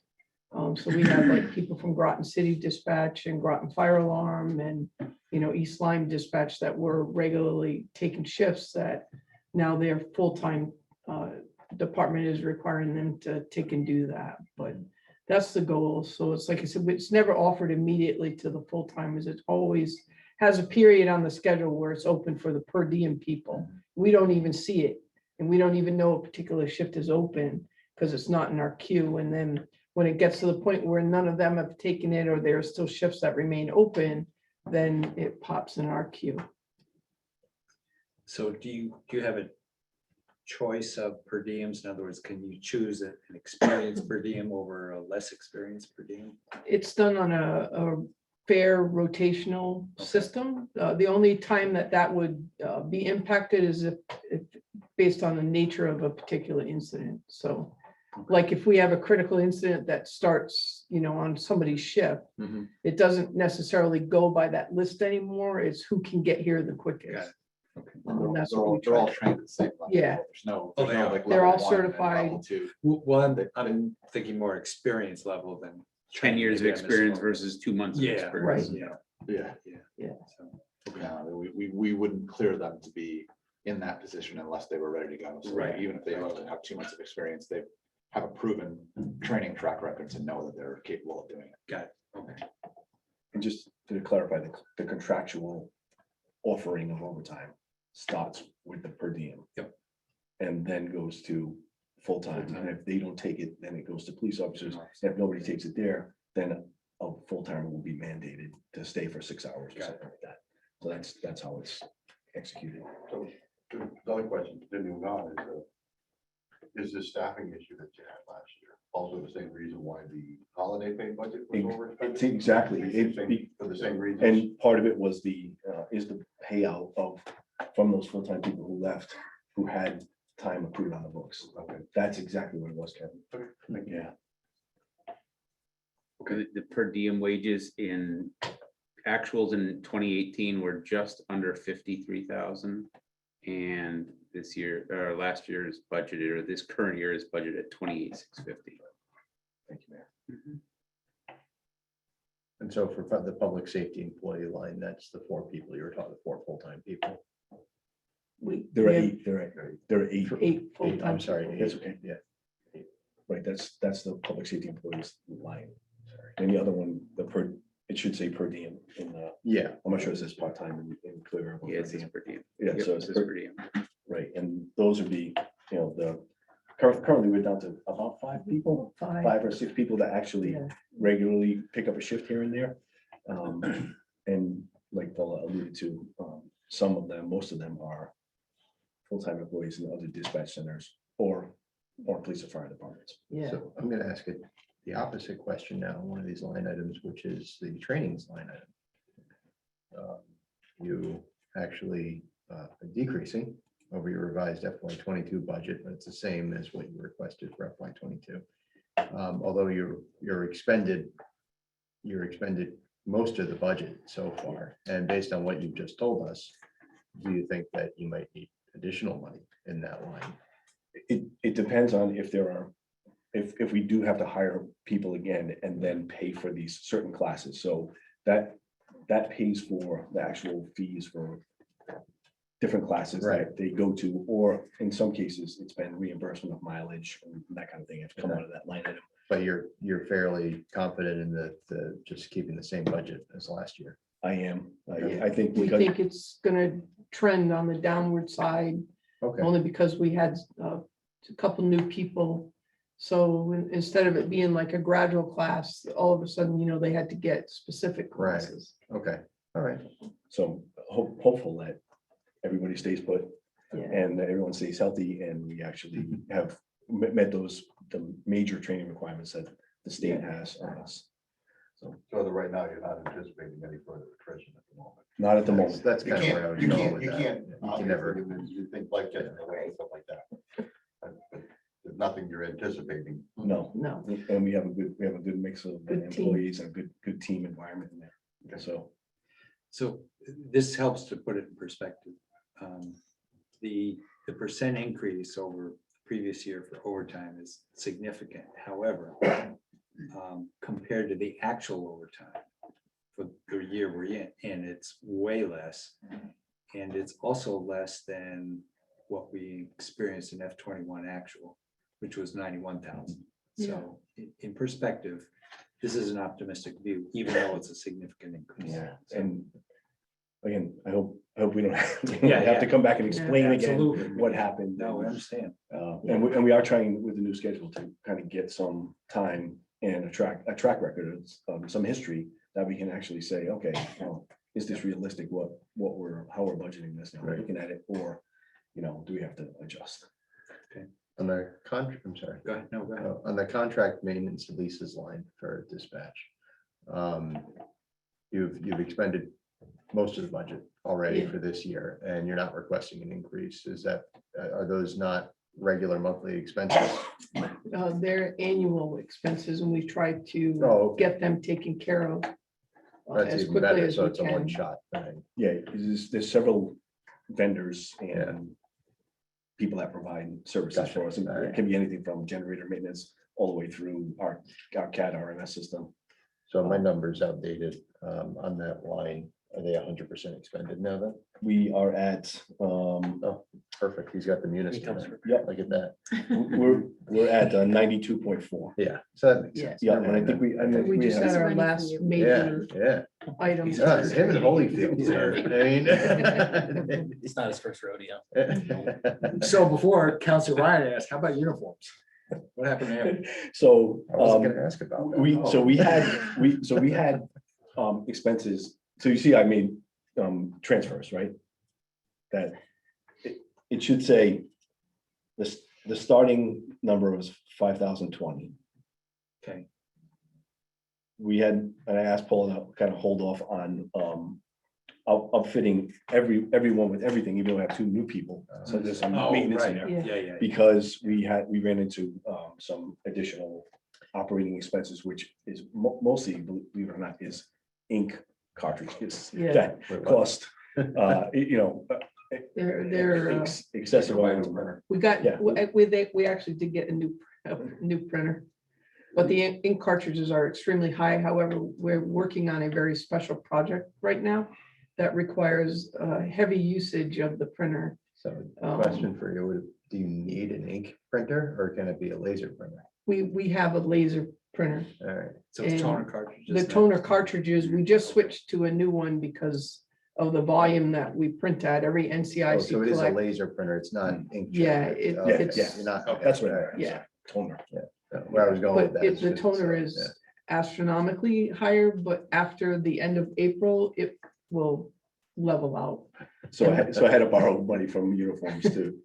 And we also pay had- those operating expenses. We had 3 people that we had to get stuff for because we have 3 employees that are 7 months or under, so. Yeah, the uniform budget's the same as last year, not the revised budget for what they Right. requested. Yeah. so. Yep. Andrea? No, I'm good.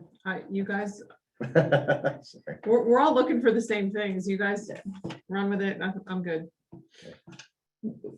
Okay. The amount of calls that we're handling has significantly increased as well. So it's a great value that we have the ability to have those 2 people in there because what you have to do now is change significantly. In the days when we were in the old town hall, it's like we were lucky if we had 1,400 calls a year total.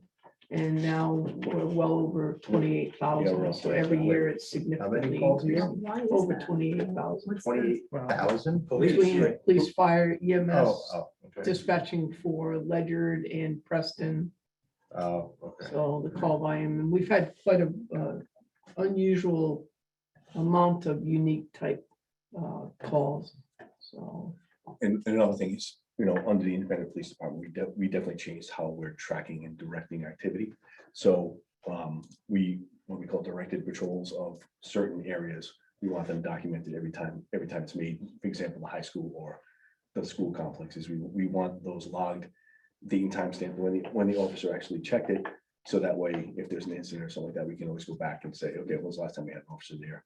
And that's paid dividends for us many times as far as really just in the investigations, and because it kind of gives you a window in time of, oh, there's a police officer here at 3 a.m. And so we can go back and figure out time frame and actual incident and say, okay, well, and 6 a.m. the window's broken. Okay, well, it's not between midnight and 6 a.m. It's between 3 a.m. and 6 a.m. And so that's been helpful in just our general investigative activities and patrol activities. So, but we definitely, a portion of the increase is because of how we're actually tracking the activity. So, yeah. So I have a narrative question, not a budget question. Last year, you told us a story about a call from someone in Ledyard or Gales Ferry was on the phone with a family member or a friend who lived in Canada. And the person on the other end of the phone had a medical incident. And the local person called our 911 and you were able to connect and get help to the person on the other end. That story just stuck with me. So this isn't a budget question, but I'm just just edify us. Tell us another story. Mary, tell them. Yeah, we have All a. right. Just Mary can Story. be our helper. Mary's got a story. You know those signs that says, thank you, first responders? Well, we had one out near our mailbox and we had some ice near the mailbox on the grass. And Bob went to set it up and he fell on the ice. It was just a little patch of ice and he went down on his right side. He had an Apple Watch that was set to Yeah. call dispatch if he fell. And sure enough, and I was in the house but didn't realize this, and then I saw what went on. I ran out and he said, I've already called dispatch. Well, I didn't believe him. So I didn't called- believe him. I called dispatch and she said, oh, yes, we're on it. Oh, my gosh. And an So he autonomous claims Apple this stretcher watch rolls in. Yeah. They're all gonna The get Amazon Apple drones Watches. is too. But we actually did have a call where we had an individual that called and said that he wanted to report that his car was stolen. And I asked him the address and he told me it was a number. He said it was Wanaka Street. And I'm like, Wanaka Street, where? And he says Salt Lake. And I said, Salt Lake, Utah. You know, he's like, no, ma'am. He's like, Wanaka Street. It's in the whatever, you know, and then I asked him, was like in New York, you know, because we get the casino, a lot of people call, no, ma'am. He goes, my home is in Honolulu, Hawaii. Oh. So hence the thick, you know, Hawaiian accent, and it was so hard to understand him, but I was able to, you know, get him to Honolulu, Hawaii. And when I got him over there, I successfully got him transferred. The dispatchers told him to hang up and dial 911. And I'm like, oh, no, I said, he can't do that. This is Connecticut. And I says, United States. And I said, on the mainland, I said, he can't hang up. So he was here visiting, had an incident happen at his house where his truck was stolen. And he called 911 here and we were able to successfully get him to Hawaii. The other thing, we are seeing certain people are monitoring their homes from away, Yeah. you know, and then they're calling and reporting incidents and saying. Especially with the With camera cameras, systems where they get that ping that something's not right and. So, it's just interesting. We had a neighbor who actually lives in Groton, so you never got the call, but he got notified by his SimpliSafe system. It was a picture that came from the camera showing a reflection in his television of a person standing outside the picture window. Oh. So he called my neighbor and said, can you go check it out? Who called me, and then they had already called Groton. So everybody showed up at once, but yeah, these alarm systems are amazing. what they do. Yeah. So it turned out to be awesome. The guy who was looking didn't do anything. Good. I have not even a budget question. It's not a narrative question either. In general, is there a, so I lived in New London before here, and I don't even know if they still have it, but New London had an app where you could actually, I don't even know if it reached dispatch, maybe it did, but it was communication with the police department to report something anonymously. You know, I don't know, you can always track IP addresses and stuff like that, but they didn't have to put in a name. Do we have anything like that where people can use an app? No, not currently, no. Okay, I think That's it's like 411, C-click fix. 411. Okay. I've heard of C-click fix, Yeah. things like that, where you can communicate with the town government. All and right. police I didn't know if there was, you know, with a lot of people being attached to their phones now or their watches. It might be something interesting for us to look into. I don't know what infrastructure is required on your end to do that, but you know, if it's burdensome, that's one thing, but you know, or if it's just an email inbox that you have to monitor or something, I don't know, so. We've had the phone number in the past. That was The years ago. phone number? It was Oh, like a text message? It was a 464 number that you could call. It was a tip line. 464 safe. Yeah, you could leave any kind of, you know, anonymous information you wanted to. Oh, yeah, no, this is actually, you could send a Interactive. text message and, You can text. I'm not sure if you're aware of that or no, not, but not- 911, we can get text messages from people. really? And we also have the ability to transfer them to other agencies. Oh, for If- emergency calls? Yep. Right, but this is. But I mean, even Yeah. if they called This would be like, the there's a car regular that's one. loud on my street or something that you guys don't need to be, you know, it's Yeah. not an emergency, but it's, you know, something. We to have bring had people awareness to. report stuff that they don't wish to leave their names and stuff, and we gather the information and, you know, send officers out if it's appropriate. Yeah. And we do get social media messages quite a bit. Oh, do you monitor your social media? pretty well? But it's Oh, not okay. 24/7, and that's one thing that we caution people and warn them every time they do call. It's like, if you really need the police. Right, right. This is not the way to get a hold of us. It's 911 or our routine line. Posting on your own page is. Right. Or Facebook Messenger at 3 o'clock in the morning, not the way to go. Yeah. I think the way that it was viewed, or at least what I'm talking about was viewed, was to your point, so that you weren't fielding calls for something that wasn't an emergency. And so it reduced your workload. Sure. And it was something that, okay, it's not an emergency, but it's something to bring awareness to the police or emergency services in general. Yeah. And, you could follow up on it as time allowed, but it wasn't something that needed to be taken care of right this minute. So. Everything is an emergency Yeah. with people. But I know, like, I've been on departments that will like take reports over online reports of something that we would actually investigate as a crime. And I think the character of our community and how we interact with the community as a police department, we still want to have that face-to-face with people. And it was difficult during COVID, but we were able to, we were pretty effective, I think, in continuing that one-on-one conversation, as opposed to, hey, I dump this information into a portal so I can have a number from my insurance company or something like that. We still want a police officer to interact with that person. And we haven't gotten to the point, I don't think we're overwhelmed to the point where we can't do that. And it's somewhat of a rarity for us to be, we call stacking calls, which is, all right, the next one you have is this one, and the next one you have is that one. It happens, but it doesn't happen every day for us. So mostly at night on the evening shift and the change of shift, sometimes they'll have calls in the queue, we call it. But in general, we're able to, send an officer to respond. And I think that's, I believe that's who we want to be as a police department, as opposed to, the more impersonal approach of dumping information into a portal. Are people pretty good about calling the non-emergency number for non-emergencies? I think you've gotten better. Yeah. Yeah. For the most part. Yeah. Sometimes we wish they would call 911 because the more 911 calls we get, the more money we get from the state. but- So sometimes they call on the routine line, where in reality, it really would justify being called on the 911 line. Can you give us an example?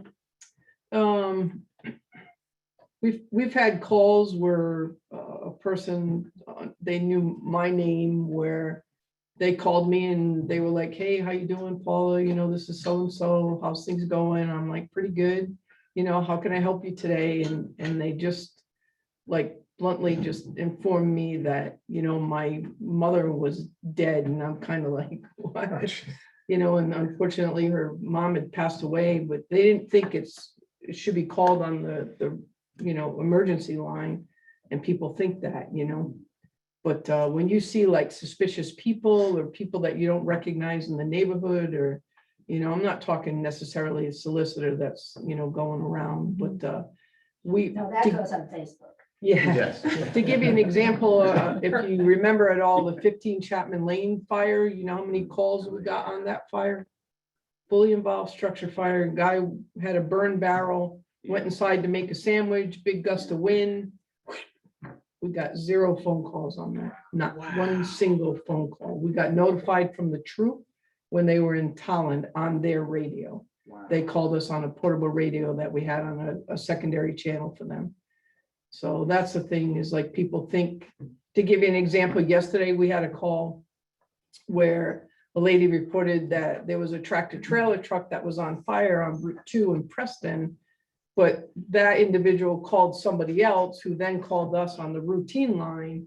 And lo and behold, it was actually a tractor trailer truck that was being used for storage. So it was a box that was actually fully involved when they got there.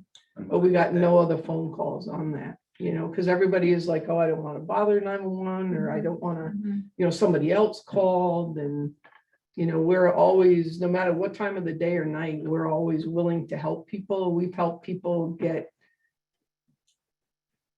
I think the lady needed fuel oil during a snowstorm because she had none. She was elderly.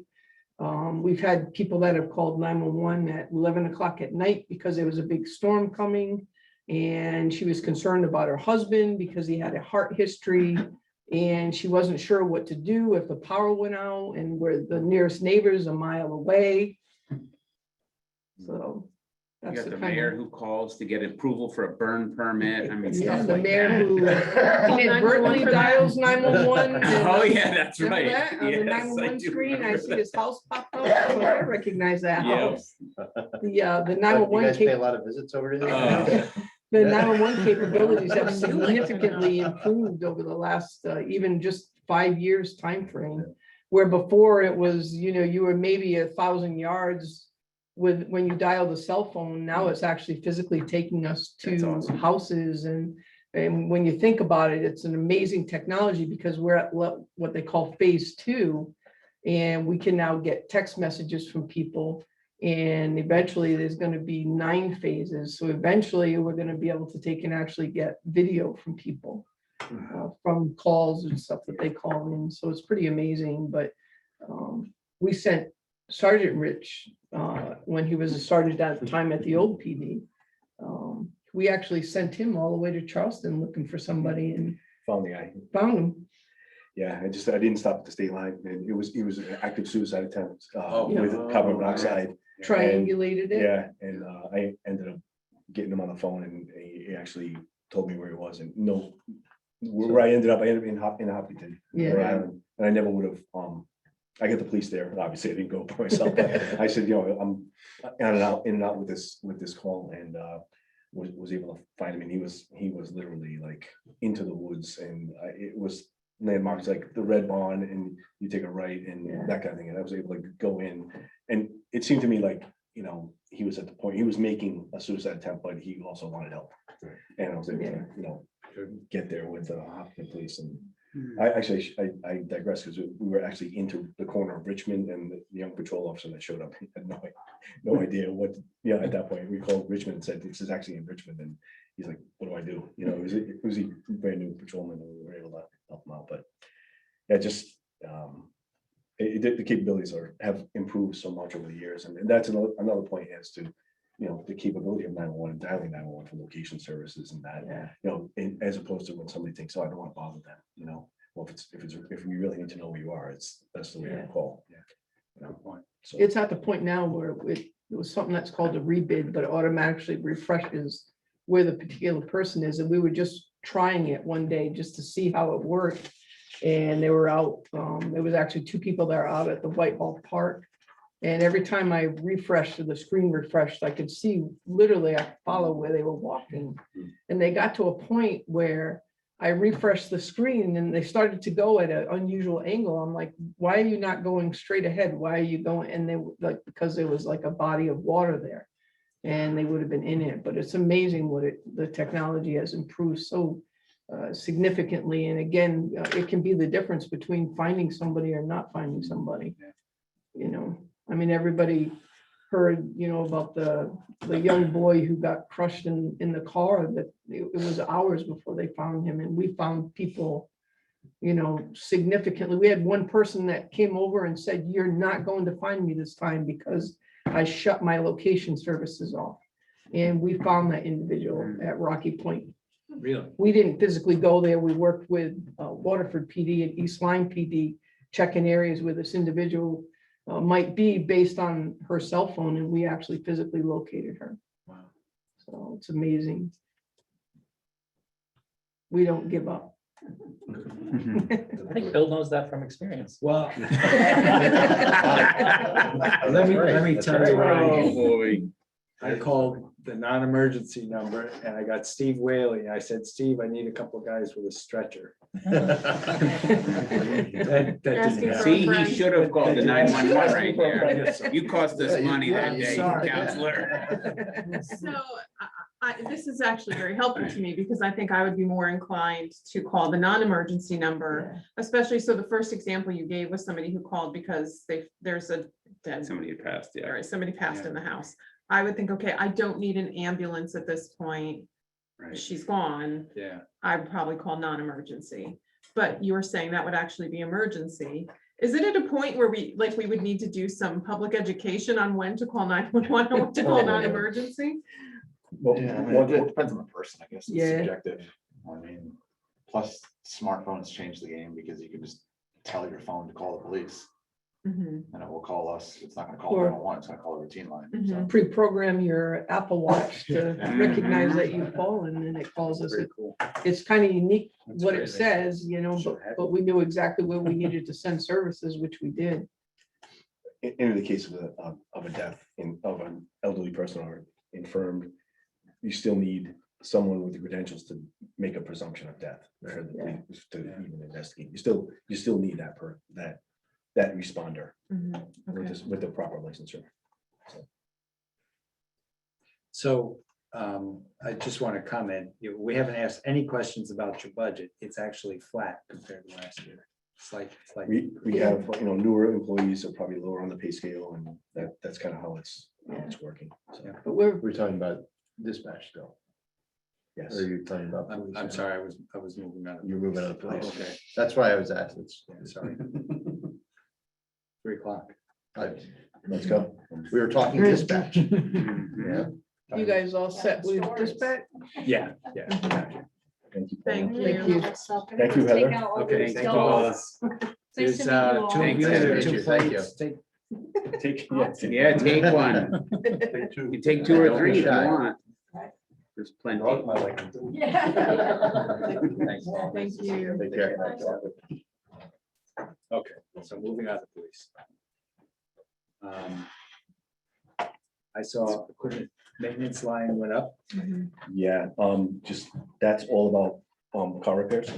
So we About what? have car repairs. Oh, car repair. Yeah, so we've had, we've been keeping the cruisers on the road to about 120, formerly 100, and that was at the request of the mayor. And there were a couple of years that we went one patrol vehicle, 2 years in a row, I think it was, and that changed. Yeah. That changed the game a little bit there. So as for the increase, so I won't be transferring, and or won't necessarily be transferring at the end of the year, but currently, where we are is we're 96% expended now. At 75% through the year. The, on the diesel gasoline side, you and Mr. Holyfield were pretty much lockstep with your increase in percent. And we did ask, I think it was Steve Maslin, who does the pricing, and he, he was like. It's a bulk pie. I'm sorry, so- it was Yeah. public, it was public works. Yeah. I'm Yeah, sorry. they keep it all, so. The, and that's gonna be enough, though. I mean, I've been trying to look at the, I just wonder with the prices going up and, but I remember Steve saying that, hey, this is, it's not sustainable, in other words, the Yeah. price of gas Price, can't, Right, there's gonna be more effects than just Ledyard if that's the case. right.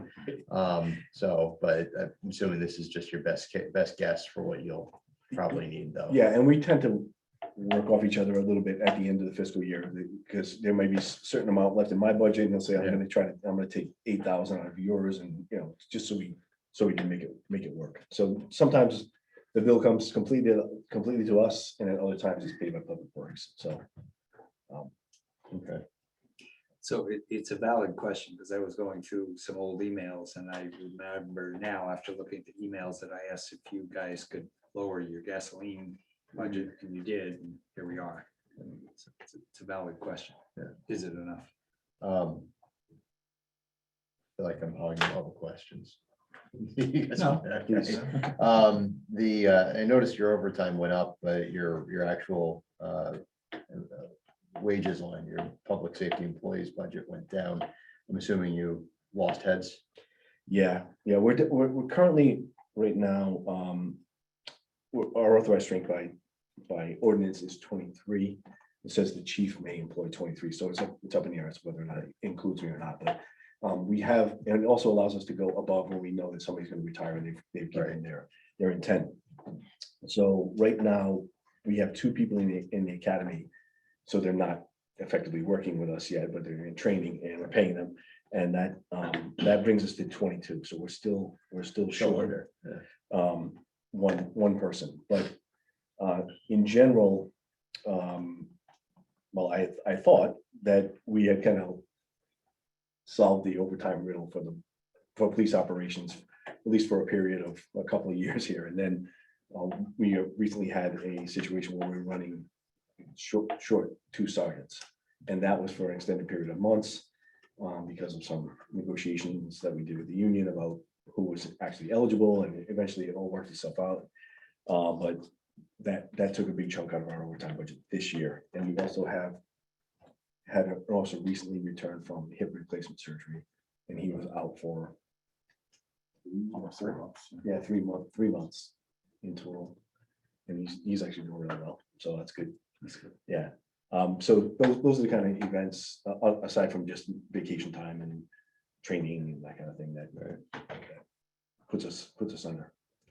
But I mean, that's why, I mean, I was just reconciling those 2 numbers together, and I'm assuming that's why you have to have the overtime increase, so.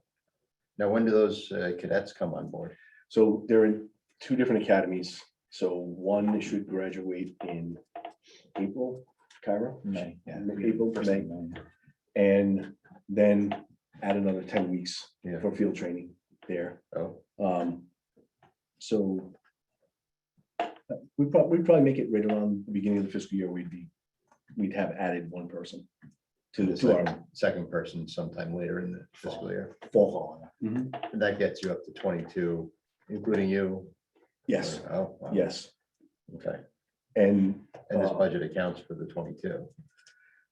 and I think, Well, yeah, and I think what we'll, we're just talking about advertising again, but we don't want to do that until we have a spot secured in an academy. Gotcha. So we've been using different academies, but Post has not been able to accommodate us into the next class, so we're gonna make an improvement with New Britain. They schedule it in a different at a different pace, but well, that's so since I have absolutely no clue how that works. Sure. In your budget for when you, I'm gonna use the wrong term probably, but sponsor a cadet, right? You're paying a cadet, is it, right? They're in the academy. That comes out of your public safety employees line, or is that another budget line? it comes out of public safety employees. So you wouldn't be looking to sponsor another one this year because you don't have insight into what that, what that class is gonna look like, or to get that 23rd person is what I'm saying. Yeah, so it's in process right now. So we subscribe to the Law Enforcement Council of Connecticut for our actual recertification training and our entry-level testing. Yeah. So they just put out their schedule for the next 2 months as far as entry-level written testing. So that's where the pool of candidates comes from theoretically. And then we try to get seats. We have to do a seat request to the post council, which is called the Police Officer Standards and Training Council in Connecticut. So as of right now, we would normally use what we call Post Academy, which is in Meriden. There are other bigger departments that have their own academies, and they meet the same standards that all the post standards are met. Okay. And they've opened up their academies to other departments to send recruits. All right. And right now, we have 1 recruit in New Britain's academy, and that's the only time that I know of, I can think of, that we've ever used they call it a satellite academy. That's what the post calls it, the satellite. So it's Milford, Hartford, New Britain, New Haven, Bridgeport. and Bridgeport. Yeah, I mean, I appreciate the background. What I should have phrased my question this way. The money that's in there, does that account for sponsoring that 23rd person? It should. Good. Okay, no, I just wanted to make sure you had the money you needed to be able to get Mhm. what you need for bodies. So, okay. And then we have really one officer currently eligible for retirement. And then we have other officers we call second career officers who are working for our department after working for another department. They can go at, well, whenever they can do it. At their whim. At their whim, really. So that's hard to predict them. Yeah. They could be one bad day away from. We've got a few second career people at eBay. Okay. In We have the security. same attitude, Yeah. 3 bad days. So, Yeah, I've heard that term at even. Mm. Sometimes it's 1.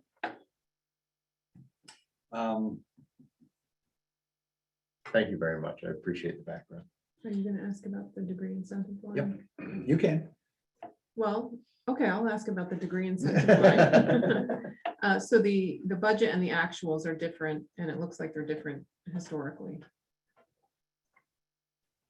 So like the 2021 actual was 2150, and then the 2022 budget Should be was 95. 98, and then revised 78, but then the actual was 2050, and now we're back up to a 98 ask. Yeah, so the only way I can rectify that is I'm under the belief that based on the new system that we use for time and attendance, that's called an activity, right? That's the incentive for your degree is listed in our activity codes in the system. So the officer and the employee has to request it in order for it to be paid. And they can request it at any point during the fiscal year. We put out a warning sometime around April 1 to say, remember, if you're eligible, to request your education incentive. Whether it's on them to actually do it. And my sense is that not everyone has done it every year in what they're eligible for. Because formerly, if I recall correctly, it was like a paper memo, right? Yeah, or it was actually incumbent upon HR to pay it out to the employees who were eligible for it. And it just made more sense to put the onus on the employee to, if you're eligible for it, here's a way that you can accomplish it yourself anytime during the fiscal year using our time and attendance system. And that's the way we started doing it. So this number reflects eligibility, but then it's incumbent upon the employee to actually tap it. Yes. Okay. Yes, and most of the new people that we have hired have a 4-year degree. But it's a mix. It's a little bit of a mix. So we have a Marine who doesn't, and then, but for the most part, everyone has the either a 2 or a 4-year degree. But again, they have to ask for the benefit to get the pay. And like I said, my sense is since when we switched systems, it's 5 years ago, right? As far as in-time solutions, we call it. And that was a big change for the department because any really what it came down to as far as I'm concerned is any mistakes that are made in the employee's paycheck, if you will, are now on the employee, basically. It's if you didn't request what you're supposed to request, or didn't confirm that your timesheet looks right, then and you don't get paid correctly, then there's one person to look to. That's in the mirror, versus in the past where it would turn into a little bit of angst, if you will, within the department. So that's my best under that having that right now, because that's it. The two things don't add up. Right. And then there's always been the at least to my mind a little bit of unclear. It's a little bit murky as to I achieved my associates and I'm eligible for this number, which I think is 350 in the contract. And then I achieved my bachelor's and I'm eligible for 650. Having achieved those 2 different degrees separately, am I now eligible for 1,000? That's the part that has been historically unclear, and most people who do it in that way ask for both because they have both an associates and a bachelor's. So so we budget it like that. I'm not sure we have anybody that does that anymore. Is it clear in the contract though? No, No. that's the problem. Yeah. But I'm not sure that we have anybody that does that anymore. I'm just pointing it out because it's always been a question in my mind when preparing the budget. So that's how I try to price it anyway. So Thank you. About equipment maintenance. maintenance. Did we just talk about that? That's the Yeah. police cars. Okay, so my follow-on to that was, do you have any analysis on what the total cost of ownership of a vehicle, if you keep it for $100,000, $120,000, $190,000, if you include in the cost of repairs? Sure, I I'm not asking you Yeah. to repeat the numbers. No, but the way it's been working, is kind of, it's dependent on the car, On the vehicle. on the right, car yeah, itself. Right. Yeah, and I don't know that we've seen any real consistent, these Ford SUV police packages have this problem, you know, if there is, they do a recall and we don't pay for that, but some of them, you know, it's vehicle specific as to what goes wrong. Just like personal ownership of a car. I had a great Chevy pickup truck and never had any problems. I had it for 10 years, and then I have a Toyota Tundra now, and it's in the shop every month. So in the same vehicle model, are you seeing one, you know, one's really good, another one's not so good, or? are you Just saying- Kept my comments to myself. Just that, you know, it's vehicle specific, so Yeah. it's just kind of like, sometimes you like suspension parts, and that could also be driver, you know, because we do assign our fleet, it's not like a grab of keys at the change of shift, this is your car unless it's down. Yeah. And these two officers run this car. Yep. So on opposite shifts, so it could be, you know, some of the suspension brakes, you know, kind of things could be Driver officer specific or driver specific, I should say, versus you know, and but the short answer, Bill, is like, we haven't done that, like to say, if we kept it for 120 versus 100, you know, how much is there a savings or? The residual value seems to be about the same too. When we run them out to 100 to 120 or 130, they're all coming in about 2,500, I think you're. 2,500 a piece when we're surplusing them. Well, this market too is probably inflating that a little bit, I imagine, right? Yeah.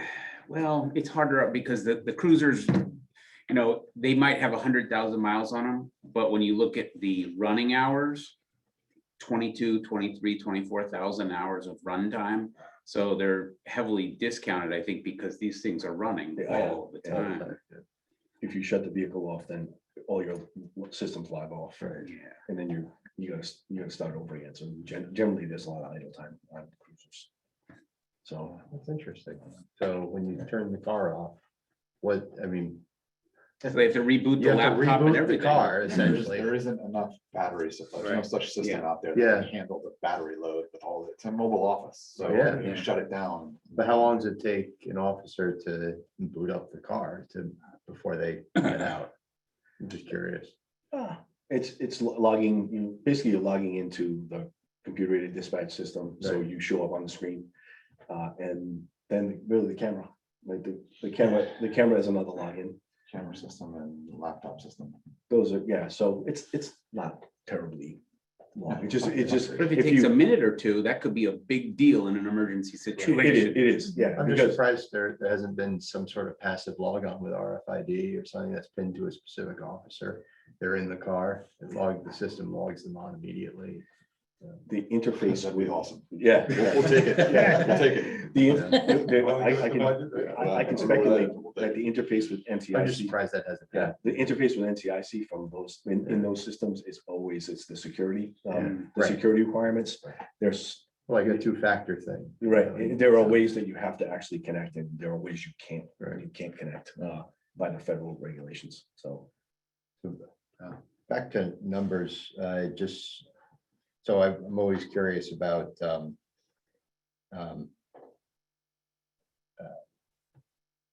police being paid, well, when you have revenue coming in from doing outside events, right? And so in your budget line, you have OT outside assignments, that's budgeted at 50, but you have a revenue of 50 for just called police OT. Is that those are the two things, so those two offset each other, they're the same thing, Yes. just a different name, okay? Yes. And then the other thing is, just because I don't know what it is, because it didn't change in the budget, but DUI grant payroll, what's that?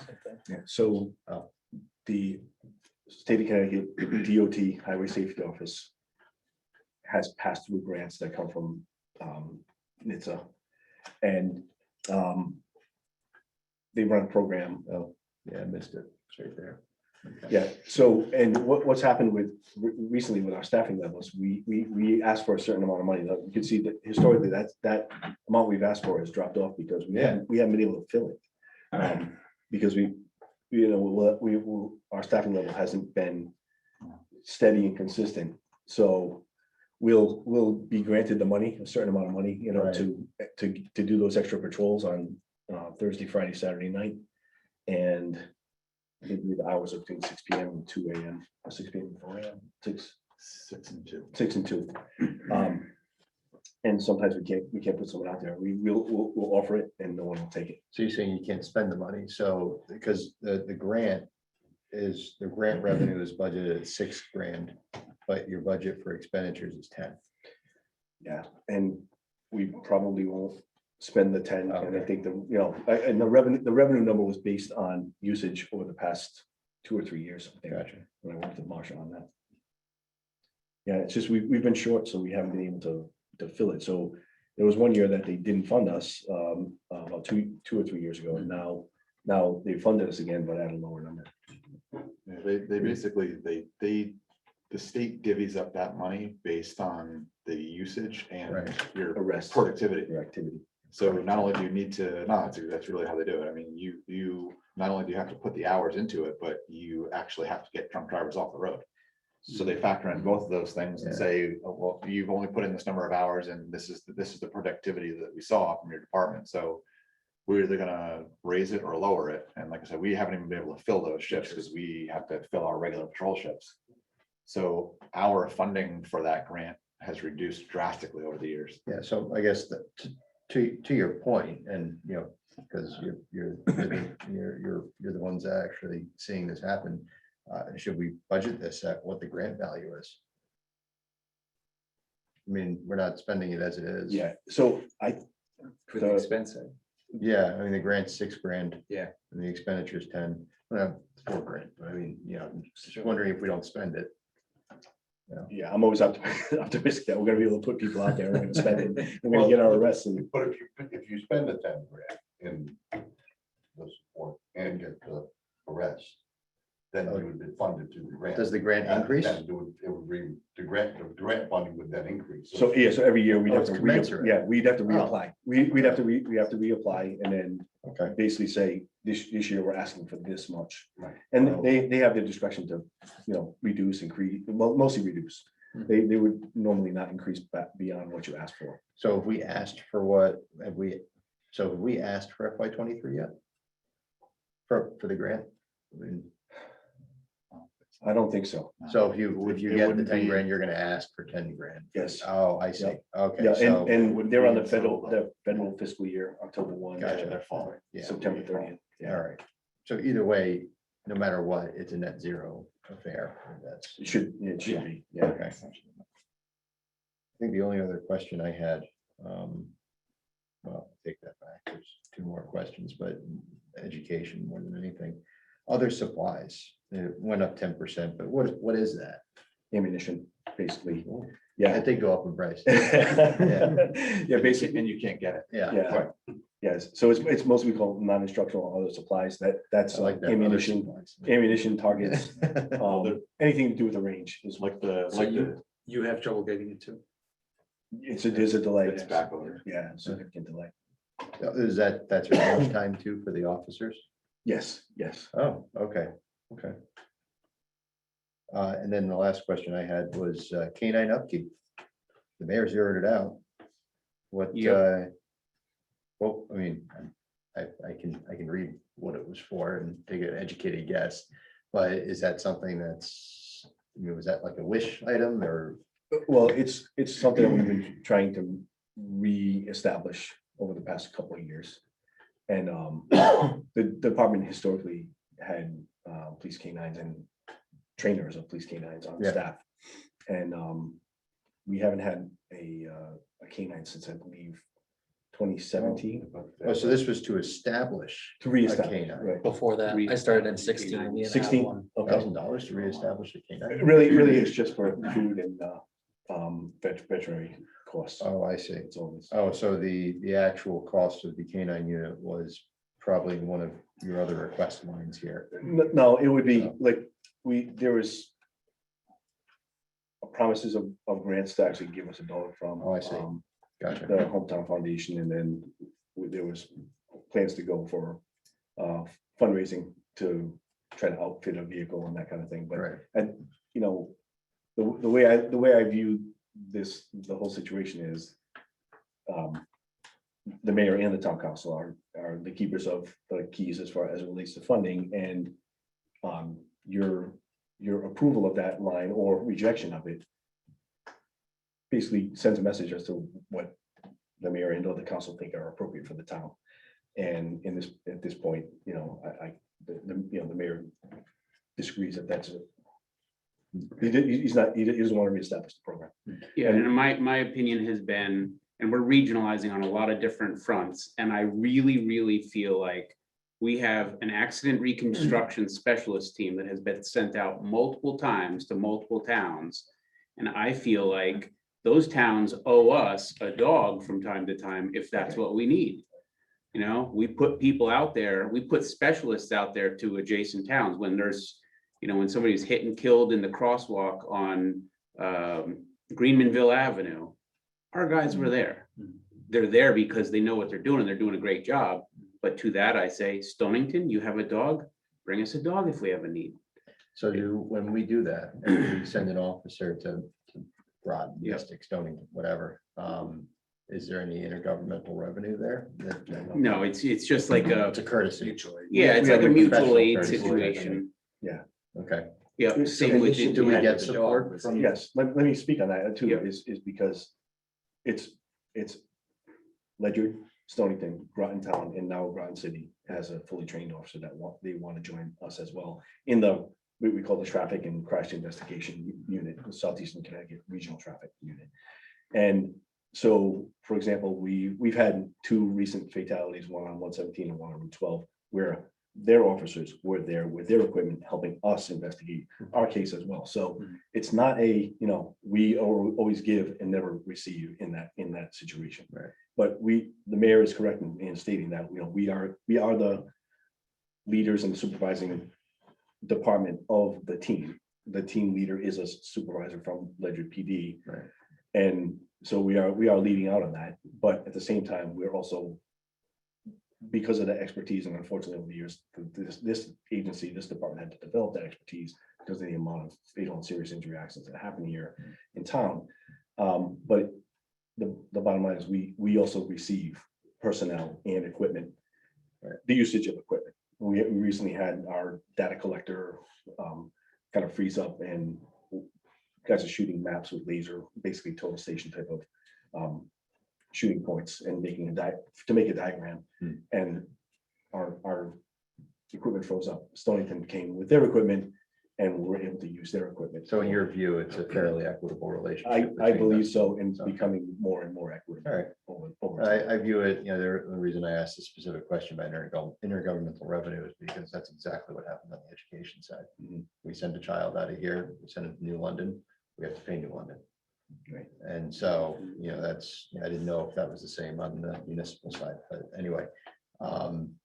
I guess I would ask for, I mean, you're the one who put it in the budget. Your view is obviously that Ledyard would benefit from having a canine unit. What's your back, you know, why do you think so? Yeah, so aside from the obvious things like, you know, tracking for lost people and recovery of evidence at crime scenes and that kind of thing, and when someone flees, they generally discard things along the way that are evidentiary, and that's what canines are, you know, generally used for. But in addition, for us, it's a recruitment tool. It's a place, it's a specialty that a young person who wants to become a police officer can grab onto and say, I want to do that. And that's what happens a lot of times. And we're in an environment where we're in competition with everyone else for the same pool of candidates. And this is no secret. You know, we talk about this all the time at chiefs meetings, and we try to do our best not to walk on each other. And sometimes we do walk on each other. In fact, I recently had a conversation with the Groton City Chief about a mutual candidate, and he said, we're making him an offer. And I was like, okay, I got you, so. Then you say we're making them a better offer. And then walk away. I wish we, in some cases, I wish we could. And so, but the candidates, and I know that the lieutenant can speak to this too, we're always going through this as far as trying to get the right people here. And we spend a great deal of time and a lot of care in trying to get the best candidates that we believe are going to be work well in our town and with our community. And that's really kind of where we're at, is we want to be able to offer options to young people who are interested in policing. And we have very limited, we're a small department, right? And we have very limited places you can go. And we do things like the mayor just alluded to, the crash reconstruction. And we have just a few people involved in that. And that's all we really need, because other departments are contributing as well. But those people who do that work are also our patrol force. They patrol our town.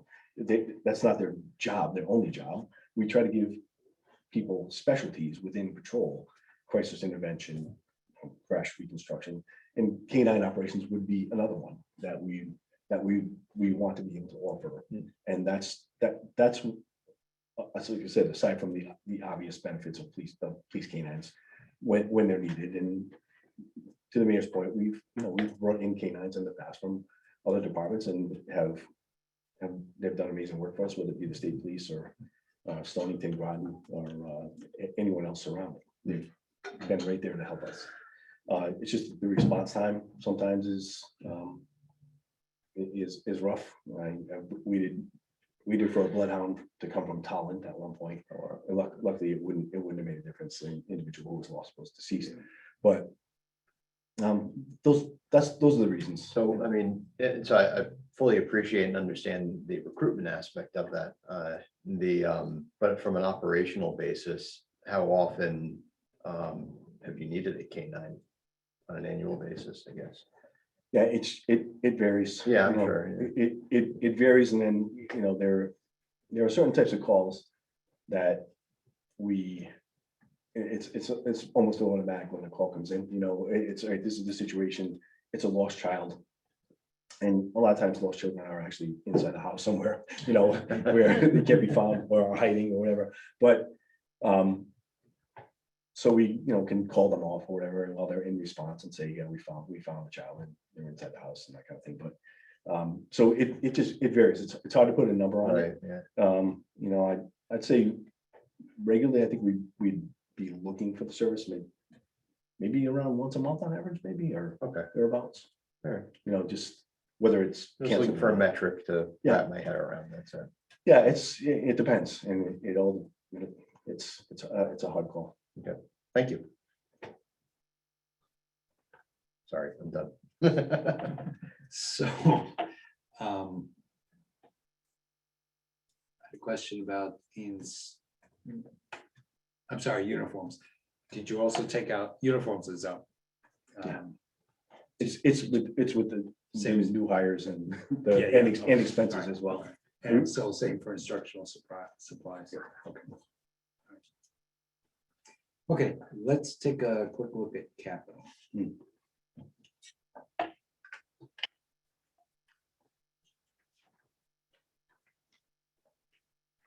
So radio. Did we do police? I forgot if we did. Did we already do capital with him on the first day? No. No, I don't think so. We did fire. We didn't do- Oh, Yeah, I'm getting it was confused. Steve Yeah, so radios Holyfield. was fire. Right. Yeah, he was talking about radios too.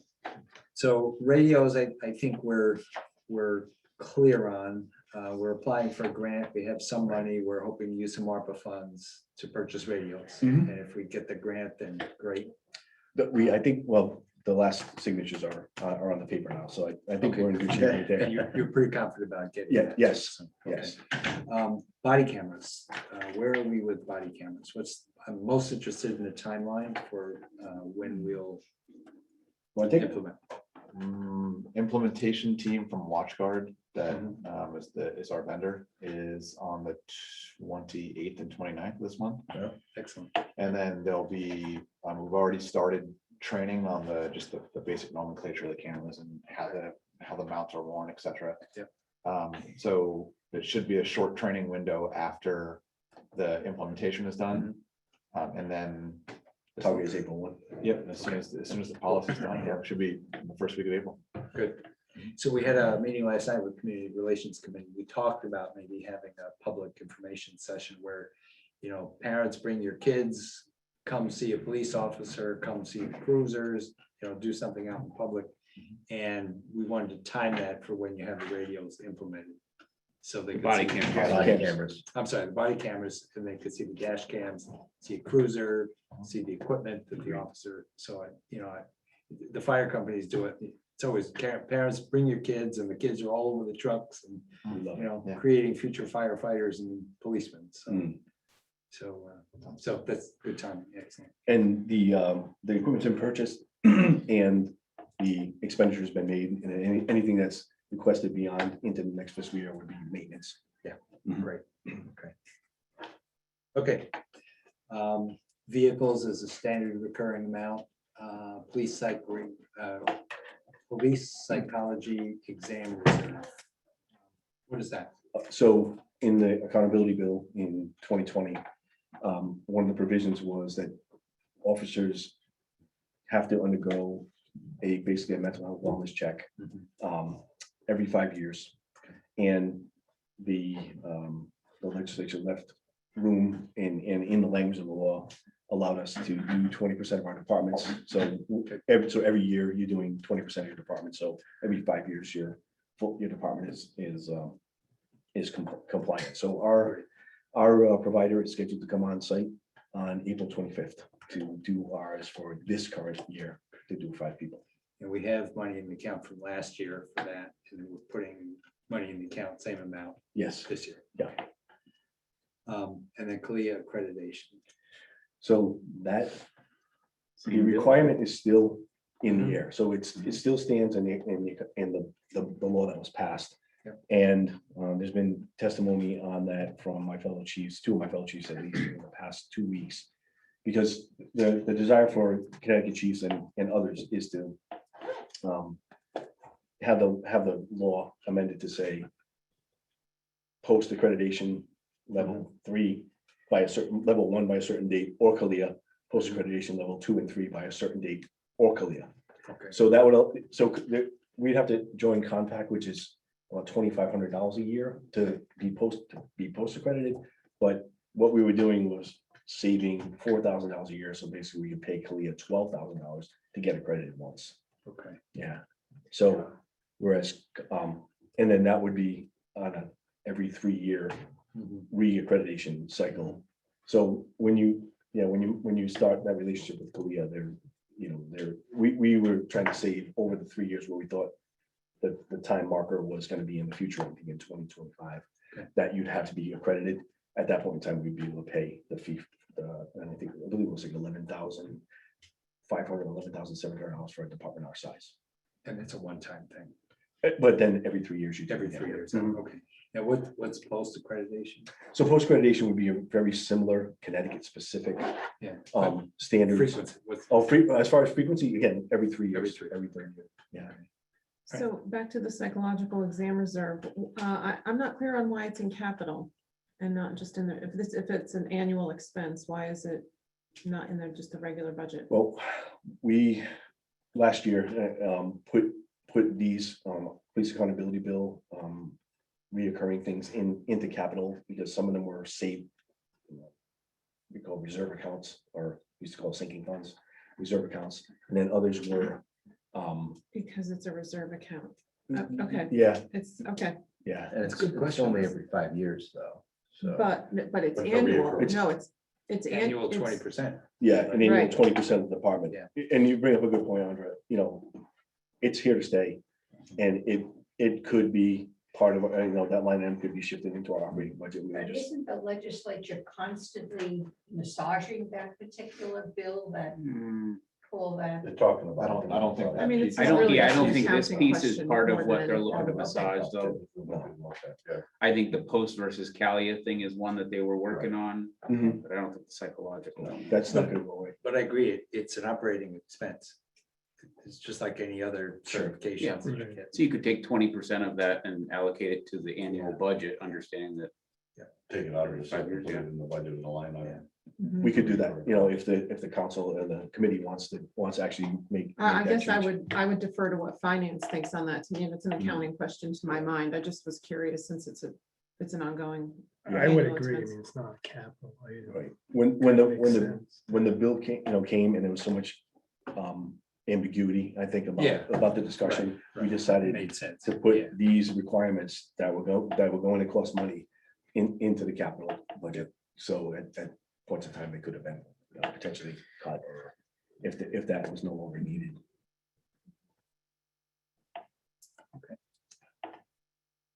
I don't have more questions.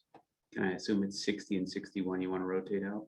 It was 58, which Oh, yeah, that was was no longer non-existent, was just a pair of Yep. license plates. Yep. That's That's what was left. What did it do, rust away? No. It was salvage titled and then it Yeah. got crashed again. Oh, And it wasn't the officer's fault on the second, he was parked in the snow on Rose Hill and just somebody came down and, Bad destroyed odds that day. yeah, not good. So 58, was, Yeah. we didn't have a 58, we just had the plates. And so it's 58 and 60, Mayor. Yeah. Yeah, 58, and those are the vehicles that are, that are being swapped out. Yeah. right. Oh, for the new vehicle. Yes.